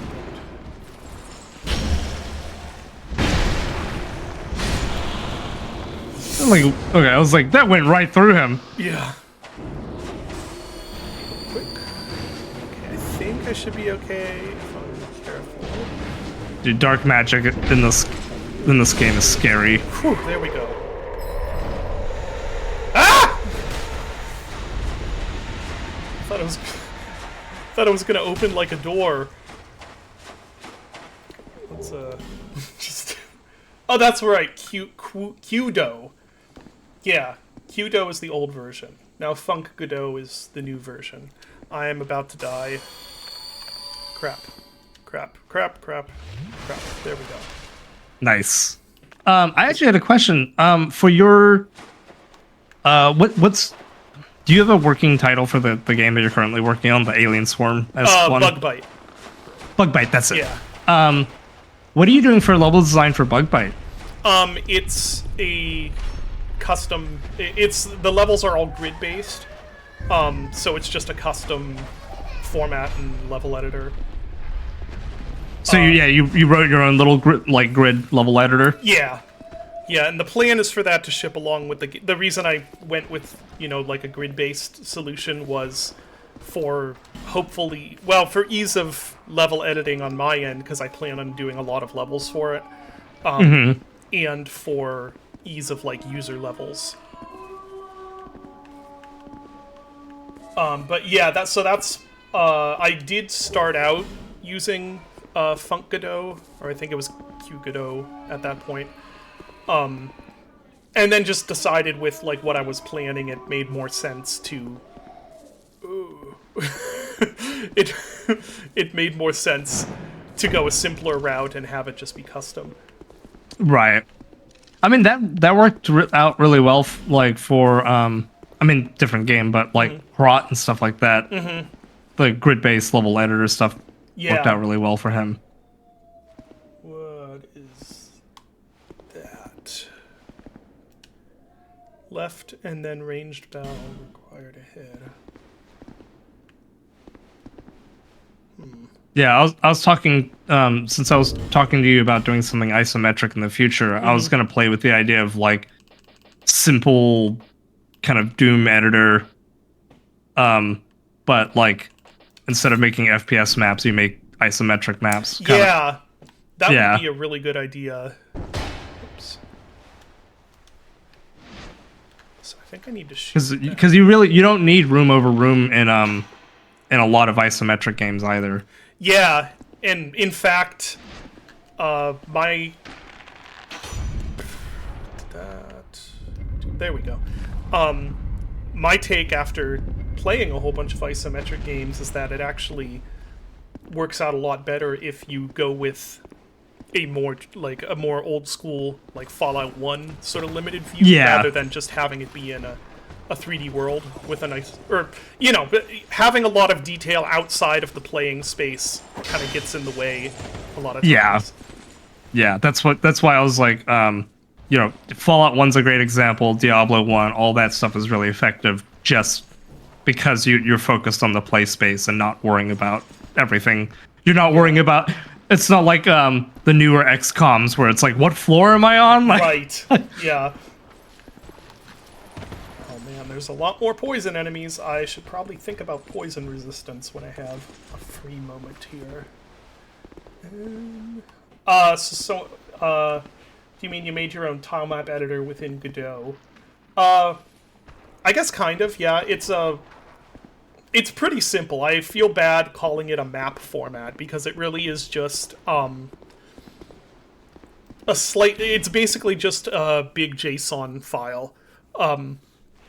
And so it's just a big JSON file that says, like, where stuff is placed. And there's a specific prop entity called carvers where the game knows that thing, all of those are basically used to carve out, it's basically a Wolfenstein 3D map or a Rise of the Triad sort of map where it's like you make it out of blocks. Except in this case, because the whole game takes place in interior environments, placing, like, it's inverted. So instead of a block being here's where a wall is, a block is here's where empty space is. So that's how it works. It's pretty simple. And then that's actually how older versions of I actually don't know if Unreal 4 or 5 is like this, but Unreal's CSG stuff is like that. It's like purely a subtractive. Okay. And Dark Engine too, right? Dark Engine, yes. I thought I remember that. Reverse C. See, I feel bad calling it anything like technical sounding like reverse CSG or anything, because in Bugbait's case, it's like it really is. It's very primitive. But whoa. And then I'm using like creativity in the texture and prop designs and stuff like that to try and make up for that limitation. Because, since it doesn't have a full-on like 3D modeling solution for building the levels. It's just these grids. But I can have any prop be placed. So I could make a big prop that's like, it's sort of like what Chasm did, actually, where it's like it has all of these props that you can use to kind of fake actual 3D heights and stuff. So hopefully the final game, what I'm trying to say is hopefully the final game is not going to seem as simplistic as the level design actually is. Ooh, okay, you can't run. Oh. This is a bit of a problem.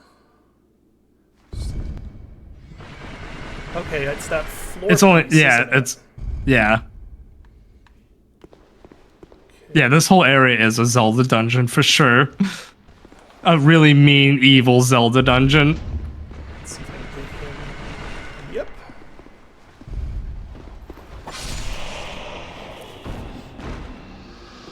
Honestly, I love these. I love trap areas in Souls games where you have to like stuff like this where you have to look around and pay attention. Yep.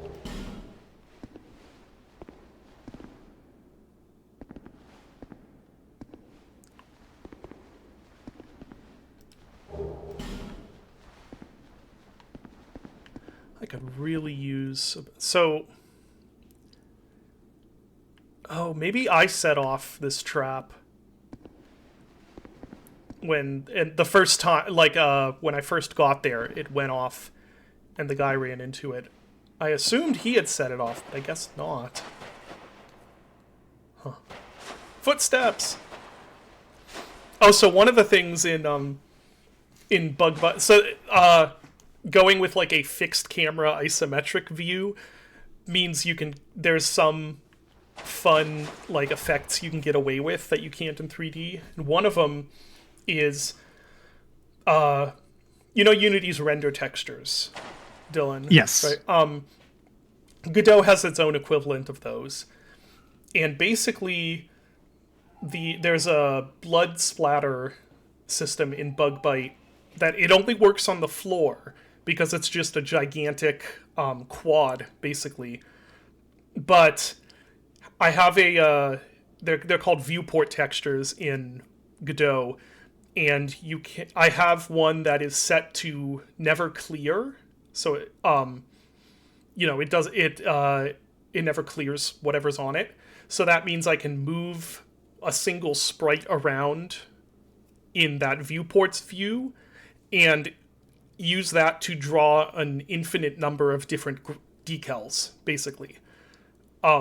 Because since the viewport never clears, it never gets rid of information from. It's like a hall of mirrors, basically, except that it's only rendering this one sprite drawer thing that I just move around to where like a blood splatter sprite needs to be. So it can just draw an infinite number of scorch marks or blood splatters or things like that.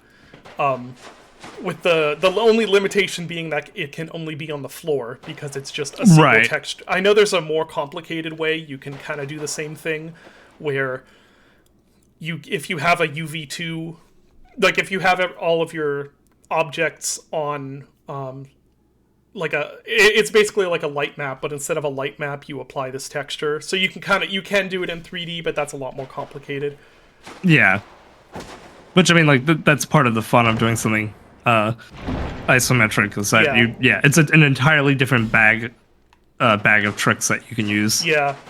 There's another thing I'm doing with snow, because, okay, I lied earlier when I said it's all inside. There's a couple of parts where you're outside, but it's basically a snowy wasteland. So for the snow effect, again, because it's one camera angle and only one floor height, the snow isn't a particle effect. It's actually also a gigantic quad, or several gigantic quads, with sort of a parallax effect, that are just scrolling a gigantic texture of a bunch of pieces of snow, of a bunch of little dots of snow. Yes. Yeah, so it's actually a little taxing because it's a transparency, and it's also lit. So the overdraw? Yeah, so there's quite a bit of overdraw, but it also means that I can make the snow look like it's millions and millions of particles, like if the camera zooms out, because you can see the whole, the quad is like the size of the entire game world. So if there's like a lit area way off from your character, you can still see a bunch of snow falling over there. Which is why I went with that as opposed to like just using a particle system, which would be localized around where the player is. Right. So that's another one that is that's like a fun thing that I can do because it's isometric. That's awesome.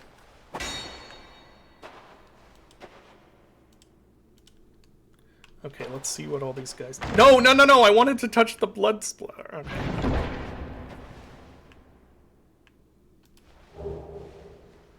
Puzzling stone sword.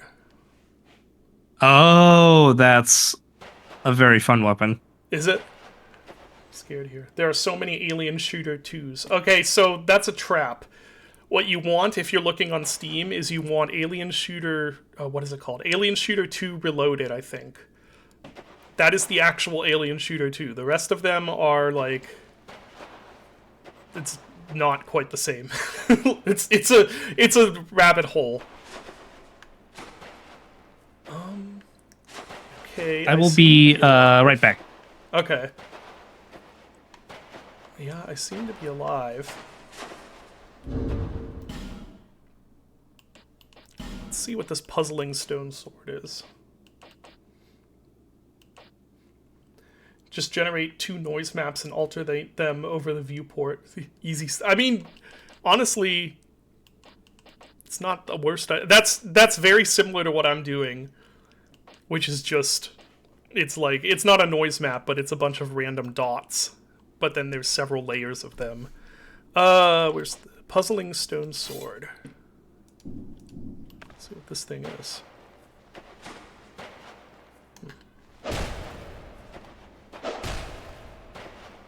I like the effect. That's... Whoa! Oh! It comes apart! That's really cool. Huh. Do I think Alien Shooter is the best isometric shooter, or are there hidden gems? Honestly, it's... yeah, I mean, it's up there, at the very least. I think I might get this out. Or... yeah, let me... get this guy out.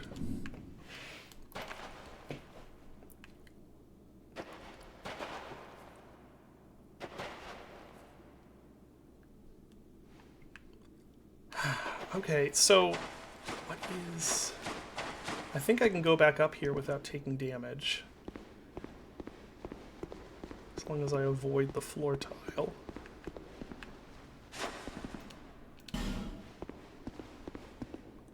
Ah, okay.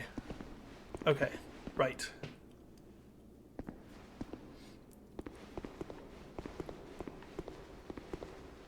What did these say? Okay, it's telling me about the button. Up ahead. Up. Yeah, okay. That's all about the button that I pressed.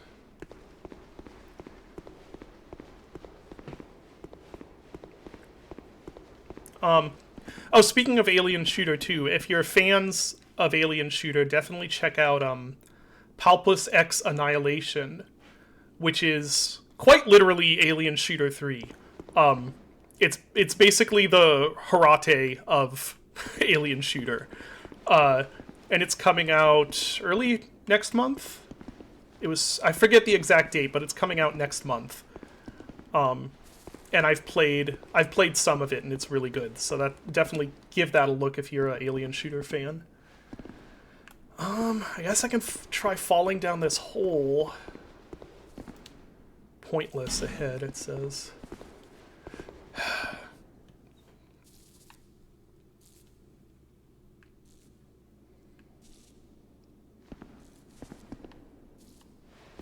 Or is it talking about over here is pointless?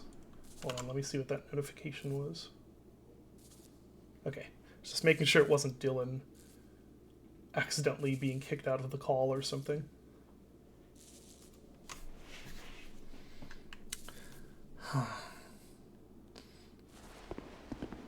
I don't think I can jump back up there, so I am kind of stuck, I think. I'm gonna go back here and just make sure there isn't a path forward that I didn't see.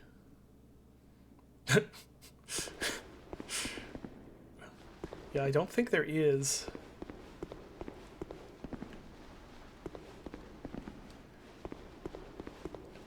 So, alright, we're going down in the pit. Actually, maybe, you know what? Let's be a little smarter here. Throwing knives. Let's put some poison, like some stuff on here, just in case.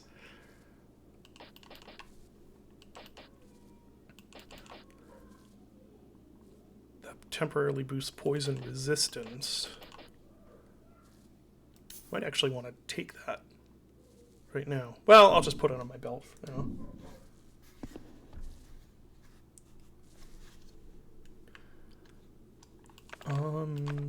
Yeah, I'm gonna take one of these preemptively, just to give myself a little bit of a advantage.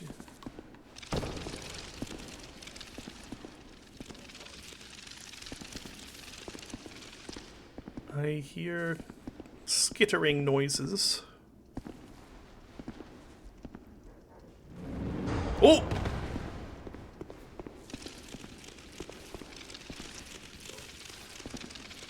Aha.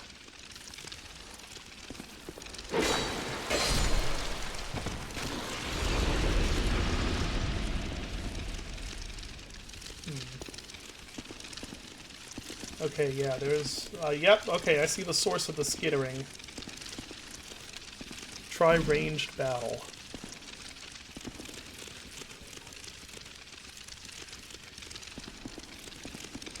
Watch out, butthole. Yep.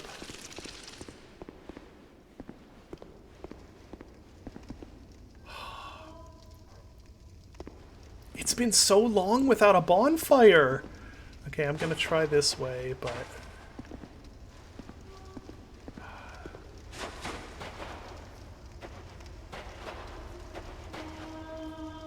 Oh, there's one of those guys.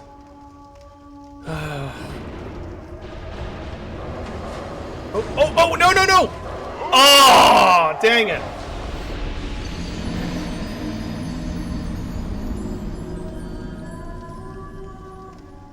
Well, that's unfortunate.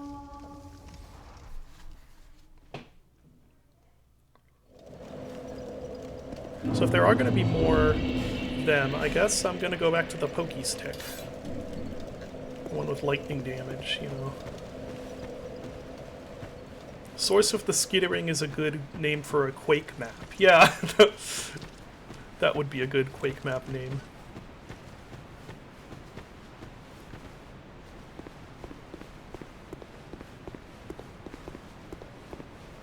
Thankfully, my ineptitude has made this area easier. They're all dead. This guy isn't, but, you know.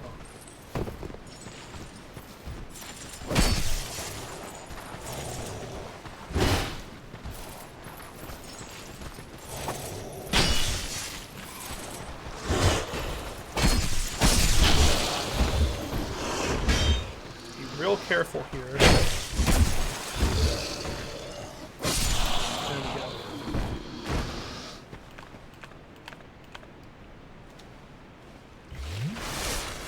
Okay, what was the quick way back there? Those guys, if I wonder if I can run through here, if I'm just... Those guys... Oh, there's also that direction, which I don't think I've explored. Just gonna see... Oh, he comes from there, dang it. Dang it.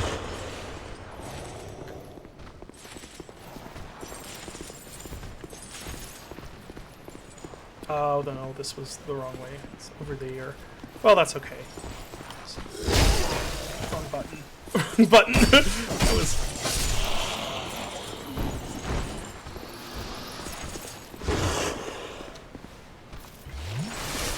Yeah, I don't think running past helped. Backstabbing helps, though.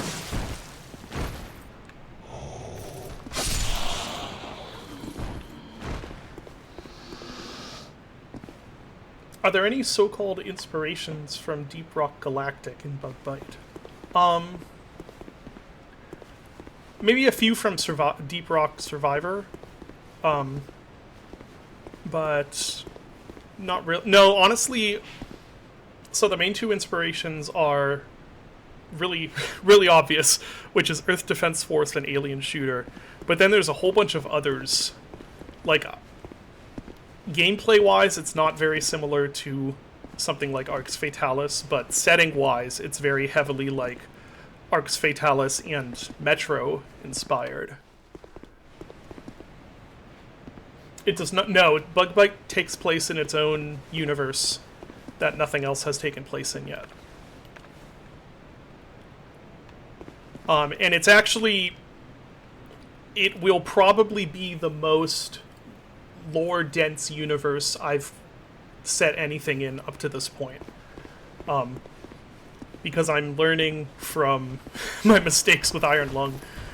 And also because it just, I don't know, it wasn't, you know, it's like a sort of very alien shooter type game, so it's, you know, not that, it's kind of arcadey, and it's a little weird to have a really more dense world for that sort of game, but it's a thing where it's like, once I started in on making the world, then there's a lot of things that I got really, really interested in, and a lot of ideas that seemed really interesting to me, so I've just kept fleshing it out.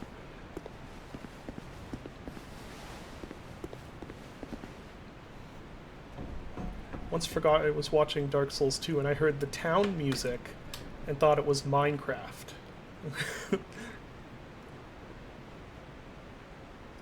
Was it really a mistake in Iron Lung? No, not for the game.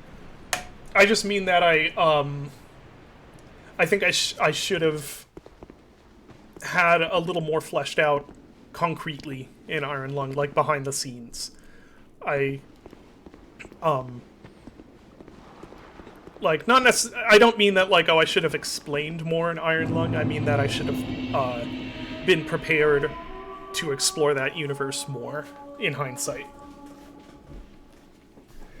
Will I attempt some horror? So, no, it's not a horror game. I do intend for it to be an atmospheric game, but it's not horror. Yeah, mostly I think it was a mistake because of the movie, because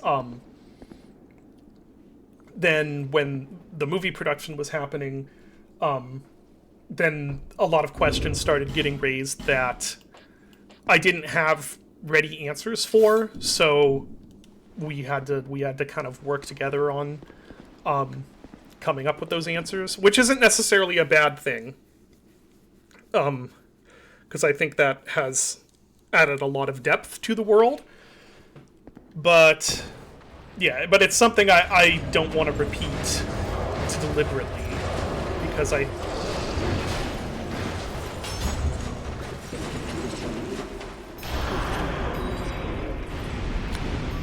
don't know if this is gonna work or not. Well, it's not gonna work if I miss. Oh my gosh, you gotta be kidding me.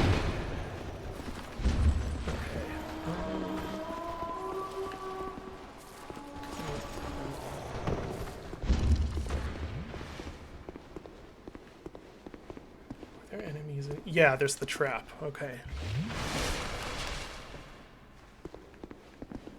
Okay, good. I leashed them. Alright, sorry, I'm back.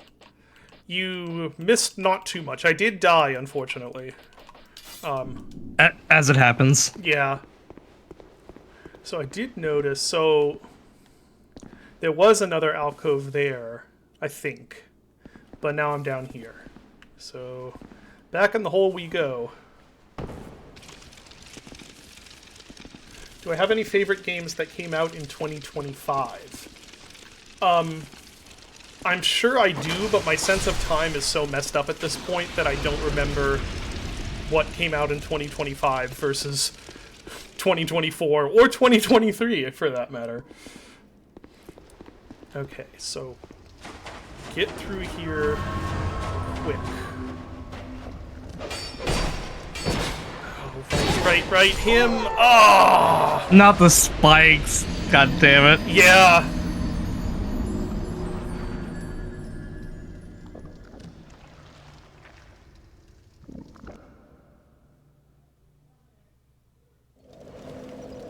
Alright, back we go.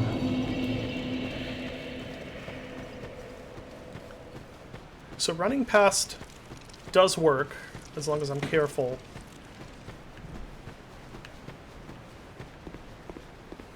I guess the question is just, am I more likely to die running past or trying to kill all of them?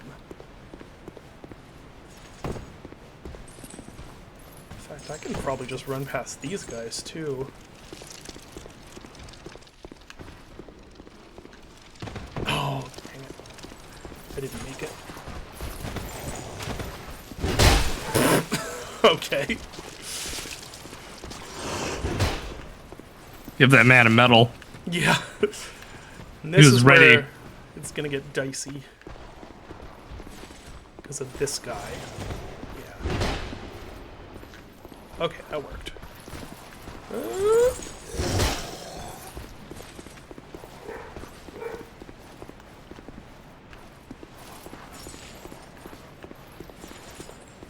I'm just hoping that his leash range is coming up here. Otherwise, I am in big trouble. I may be in big trouble, actually. No! No! The boning continues. Yeah. Well, that was a boning of my own making. Was Bunker this year? No, it was 2024, I think. Okay.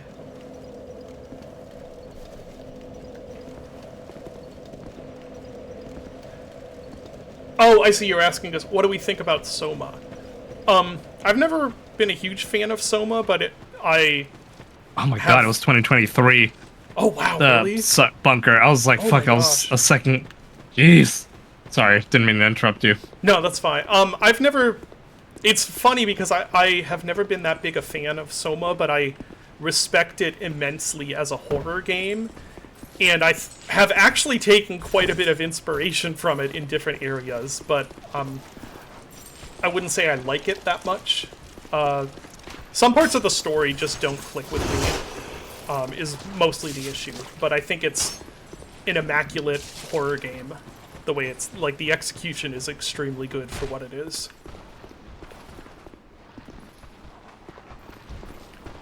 I'm doing this again, and I'm gonna regret it. I think you've said in the past that that Frictional's kind of nihilistic narrative storytelling has just kind of bounces off of you, right? Yeah, it's really hard to explain because I think also taken at... That also seems a little hypocritical coming from me, given a lot of the games I make have a very bleak sort of nihilistic setting. But it's hard to explain. There's like the way consciousness and individuality is treated in Soma doesn't click for me. It doesn't ring true, and that kind of harms the narrative. For me. But yeah, I don't know. It's really hard to explain, and it ultimately is kind of it's a very nitpicky thing. Because I do think it's very well done as a horror game, and I think that the narrative is trying to do a lot of really interesting things. It's just that for me personally, some of them didn't land just because of philosophical differences. Right. Also, that guy's lance just flew off to the right of the screen. Oh, did it? I didn't see that. Yeah.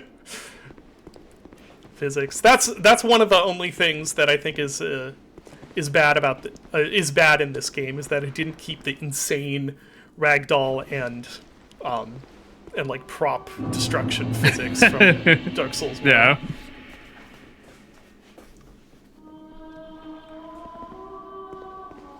What if there was a Souls game where the leash range was demonstrated with an actual leash?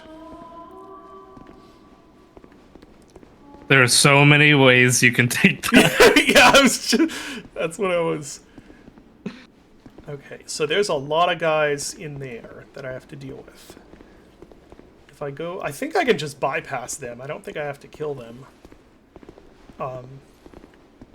So that does help a little bit. Yeah, and taking these guys on one by one is going to be better than trying to rush past them.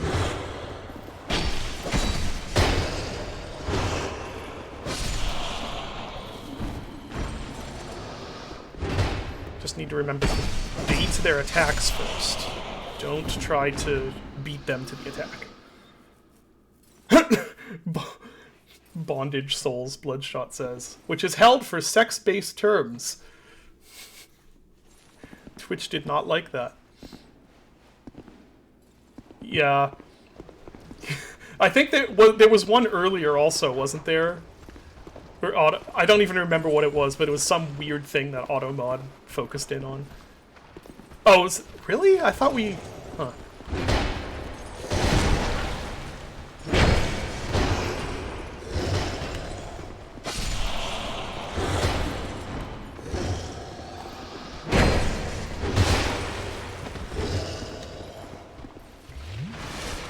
I think a strong attack will kill him. Yes, it will. Okay.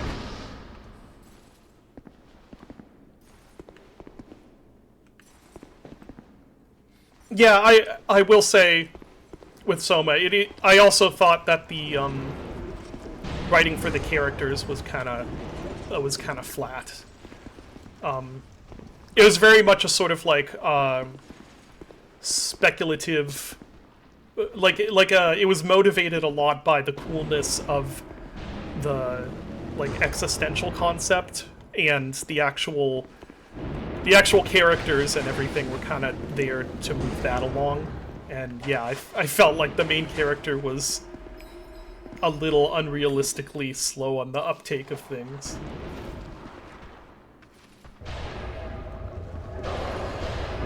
Ooh, okay, that was not a single attack, that was several attacks. This guy will not beat him very effectively.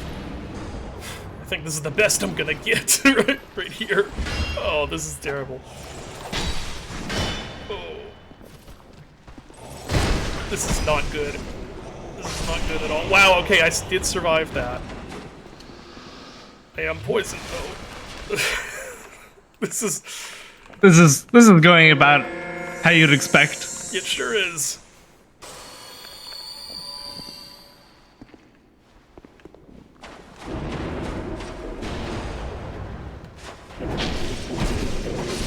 Okay.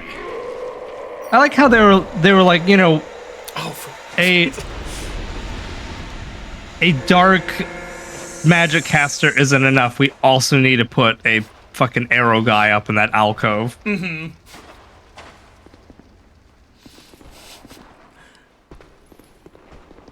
Who am I here? There was another one that I didn't kill, I guess. Oh no, it's the guy in the alcove. Yeah. Right.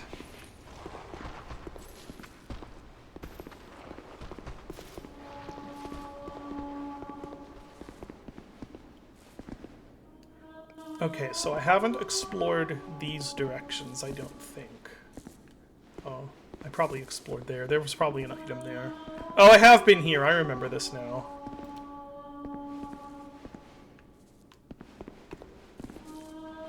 Is there a thing to shoot to open that door?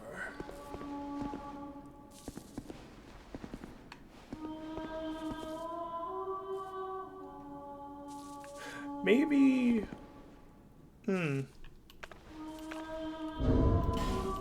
So I thought I had to shoot both of those buttons to open the door downstairs there, but maybe one of them actually opens that door over there. And then shooting the other button closes it? I don't know. We'll try this.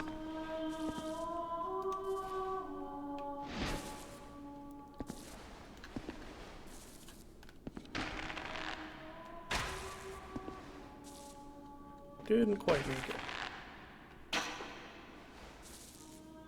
it. Did it disappear?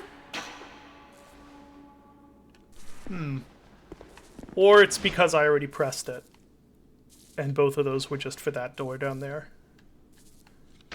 That might be the case. I think that's the case, it seems like. Then how do I open that?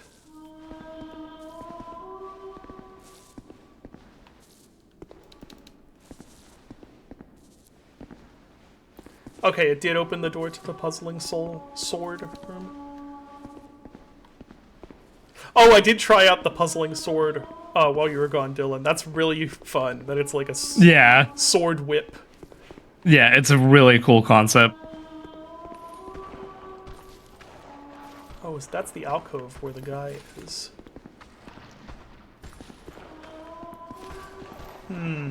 Okay. No, wait, I probably could ride this up there, couldn't I?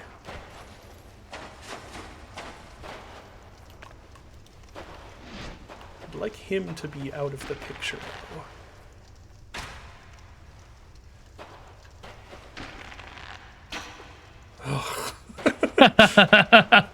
Back to this. Oh, nice. That does actually get him. You should return to Penumbra 1's combat. Yeah, I loved Penumbra's combat. So if I go over this and then do this, I should be able to ride this up, right? In a very janky way. Right. Well, there's nothing up there, actually. I thought maybe there'd be a button up there or something. Maybe, wait a sec. Maybe that hole can reveal a button?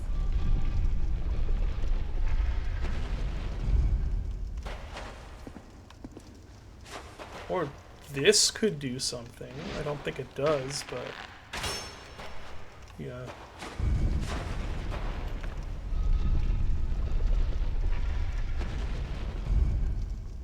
Doesn't look like it.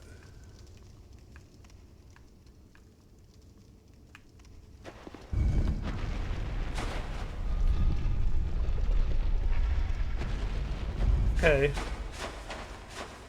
So I will ask before I move on, is there anything more to this? I don't remember. Okay.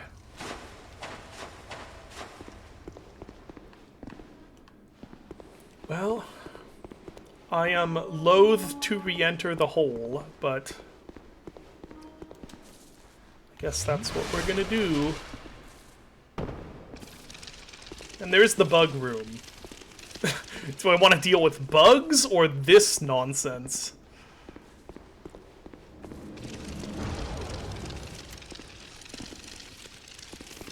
Oh, right, there's one there.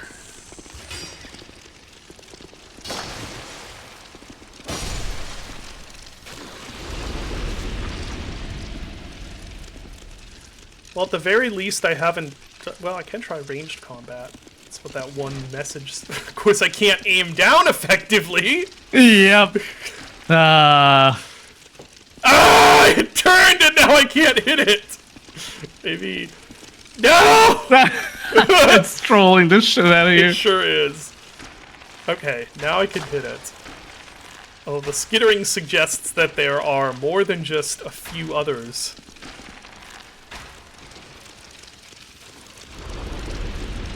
Okay.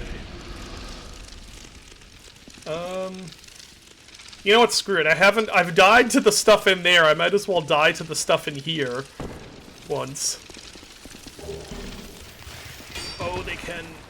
Did he just do a plunge attack on me? Yep. They get to do it, but, you know, when you try it. Yeah. Oh, there are a lot of them. Is there an exit? There are stairs. Oh, there are quite a few of them. Okay. Let's grab all the stuff I can. And... ladder! Bugs can't climb ladders! Haha! Yeah, that's top quality dungeon design. Either bugs or spikes. Okay. Okay, that went okay. Now, ring ahead and then joy. Oh, that's right. I should check my rings. I don't even remember what I have equipped. Flynn's ring. Let's look at the rings. Oh, I remember. I think Flynn's ring is good, actually, but I forget what it does. So we have Ring of Binding, definitely. Ring of Thorns is whatever. Cloranthe ring I like. Silvercat ring is probably... So maybe I'll switch this one out. Alright.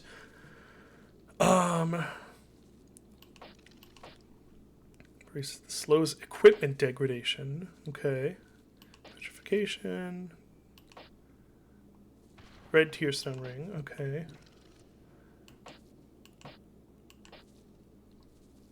That's the counterattack one. That increases poise.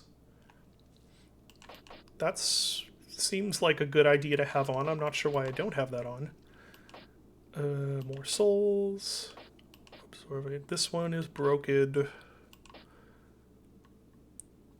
Yeah, then I'm gonna switch this out, I think. Explode. Right, I remember the explosion one. And that's the huggy guy. Yeah. King's Gate. Flynn's ring. Lowering equipment load. Increases physical attack. Oh. Yeah. Interesting. Okay, so what is... Okay, let's just put the rat ring on. So what is my physical attack right now? I think that's 281. I think that's it. So when I put this on, it's still 281.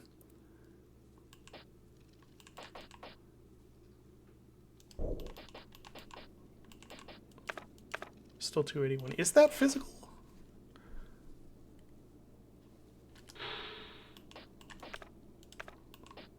That's physical defense. Oh.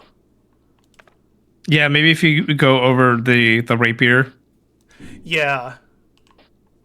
So let's remove this. Look at 161 plus 29. Yeah, is that... I mean, that's the attack of the sword, but would there be another place showing... Okay, that's my stats. That's the defense. Yeah, I guess this is where it's showing that. Okay, 161 plus 29. And then when I put this guy on... What do we get? 161 plus 53. Okay. That's not bad. I could switch out the Silvercat ring also, which reduces damage from falling. Right, the Ring of Giants sound... I might actually want some more poise. Although it does that does add equip... Let's see if it changed. No. Okay. Yeah, I think I'll put that on. Poise is always nice to have. Cause, yeah, poise... Maybe I'm remembering wrong, but poise in this still affects, like, your stagger chance, right? Yes, although I don't know how well it is in this game compared... I know poise in Dark Souls 1 is quite strong, and it's quite weak in the following games. Can't quite remember how good it is in Dark Souls 2. Okay. Well, I guess we'll see how I do this. Oh, it's 2:25, so I will have to wrap up the stream in a little bit here, but let's just see if I can make any headway in here at all. So the room to the right is more spikes. Let's just dash And this is my forward. spike room, Yeah, and this is my spike room. This is where I keep all my spikes. Oh, this was a mistake. Oh, this was a mistake. We're just gonna commit. We're gonna commit to the dashing through. Oh. Oh. Down, down. I don't know what I'm doing. I don't know where I'm going, but I'm going there fast. Oh no. Oh no, it's me! Oh no, a fucked gate! The boning continues. Yeah. Okay, you know what? Screw it. Let me in the fog gate. Royal Rat Authority 2? No. Okay. So I'm gonna have to fight. What are? Oh, those are it's T-Rex butts, but they actually walk this time. Yep. Okay, this is bad. Also, I just want to let you know Bonfire! that was not a boss door, so the Jester is still on you. Yeah, I'm gonna have to. Ah, crap.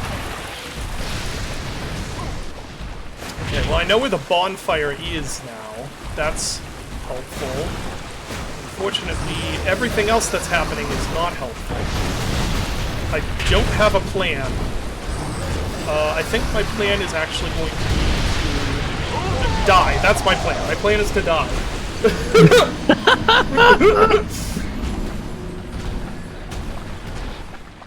Flynn plus Rapier will carry you the rest of the game, no joke. I could see that because, I mean, is there any, like, I could just get rid of my shield. Let's see here, let's see. Oh, that's still, then I'm still at 53. What if I remove everything? Still at 53,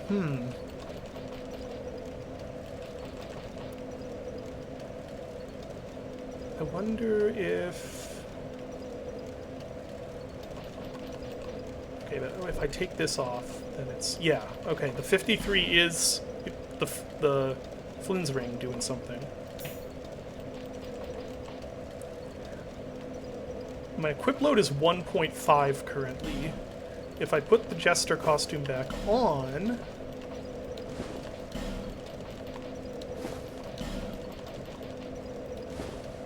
Equip load is... Okay, I'm probably at the maximum increase it can do. Just scales on your max equip load stat, not your current... Okay. Okay.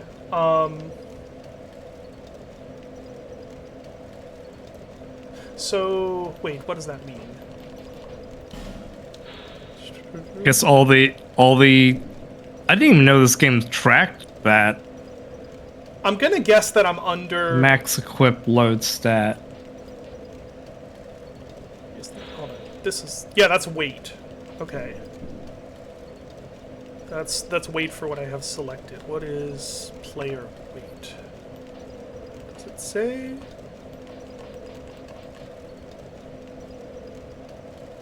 The flat value of the amount of weight you can carry, not the percentage of your burden. Okay, so the description is just kind of lies, then. Because it's lowering equip load increases physical attack, but in actuality, being able to carry more increases physical attack. Is that right? Removing armor or decreasing your weight will not add to the bonus of the ring. This is because the ring works off your max equip load stat and not your character's current equip load stat. Okay, that's... the description is just lies, then. That's fine. It gives the most at below 60. It's right, but in a way that's misleading. Okay. The only thing... Yeah, I'm not going to respec at this point, probably. I mean, I could. I could respec. I mean, it's not like I built this character that intelligently. To be honest, it's giving you like a flat 25 to 30 physical damage on a split damage weapon, so it's pretty good for what it's doing. It's yeah, for sure. I'm definitely going to keep it just works. It just works weird. Yeah. Yeah, I'm so that's... I mean, I think at this point... Unless the poise is not actually that helpful. Other than that, at this point, this is because I love... This is what I'm thinking of. Yeah, just raise the stand. I love Chloranthy Ring in both games. Probably would love it in Dark Souls 3 too, but I haven't played Dark Souls 3. You know, I just realized the other day too, I should just buy that. I've been waiting... I've been waiting for, well, I'm not going to play Dark Souls 3 yet, because I haven't finished Dark Souls 2. And I realized the other day, I should just buy it, because I know someday in the future, I'm going to want to play it. And there is no telling in the future what might be delisted and what might not be delisted. You know what I mean? Oh, yeah. It's like, it doesn't seem likely that Dark Souls 3 would be delisted, but you never know. You never know. So I'm probably just gonna buy that on the next sale just to have it around. Yeah, that one's going to be a very interesting one to do after this game. And you know, we'll go over some of the context around Dark Souls 3 coming out, because like the narrative now is very different than when it came out. So if I have it correct, the narrative on release was more of a like, this is a return to form. This is what we wanted. But now the meme, the Dark Souls 2 meme has actually made it be the reverse. Right now everyone's like, oh, Yes. Dark Souls 2 was peak and 3 is garbage. And the reality is that neither of them are garbage. Yeah, Right. correct. I mean, I think Dark Souls 2 is more fit to my personality, just in terms of it being stupid and janky and overambitious. But being a huge Elden Ring fan and a huge Dark Souls fan, and Dark Souls 3 being basically Elden Ring gameplay as I understand it, but in Dark Souls, like, I can't imagine that wouldn't be fun in its own right. Right. Yeah, there's a lot of things that there's a lot of things that From kind of learned from doing this game that you can clearly see, like, by the time we hit Dark Souls 3, you can really start to see, you know, how they're establishing this formula and moving on to something like Elden Ring. That makes sense. Gonna get my shield back. Yeah, I am interested to play it at some point. It'll have to be after we finally finish Dark Souls 2, though. Yeah. And I could not, in good consciousness, now play it on my own. Like, it's gotta be a stream if I do play it. But once Dark Souls 2 is done, I don't think I'm gonna immediately jump into Dark Souls 3. I think that's entirely fair. Yeah. Ha! You're down there, though. Ha! 2 minutes and 25 seconds of ads. Ooh. I'll wait for the ad break to be over to finish up here. So I'm just gonna try doing this run one more time. Fight him up here. Actually, if I fight him here, I might be able to knock him off the edge. Or... well, too late.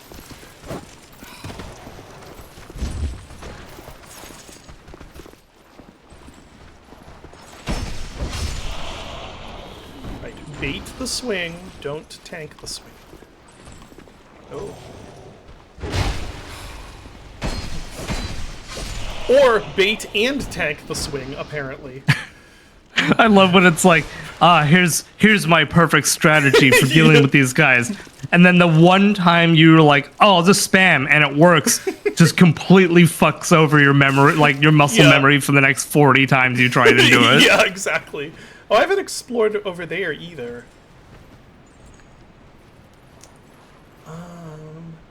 Maybe I should do that right now instead. Just see what's over there.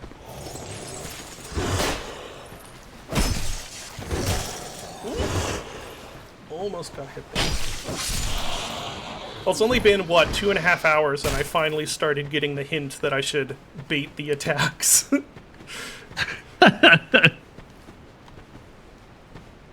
There's some stuff to pick up. That guy's gonna come alive. Yep. Maybe this guy, I'll try fighting here. See if I can knock him off. Or knock myself off.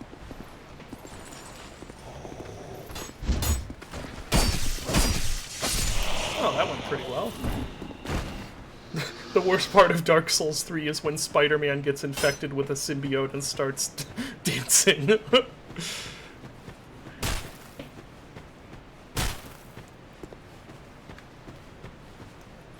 Go get that item.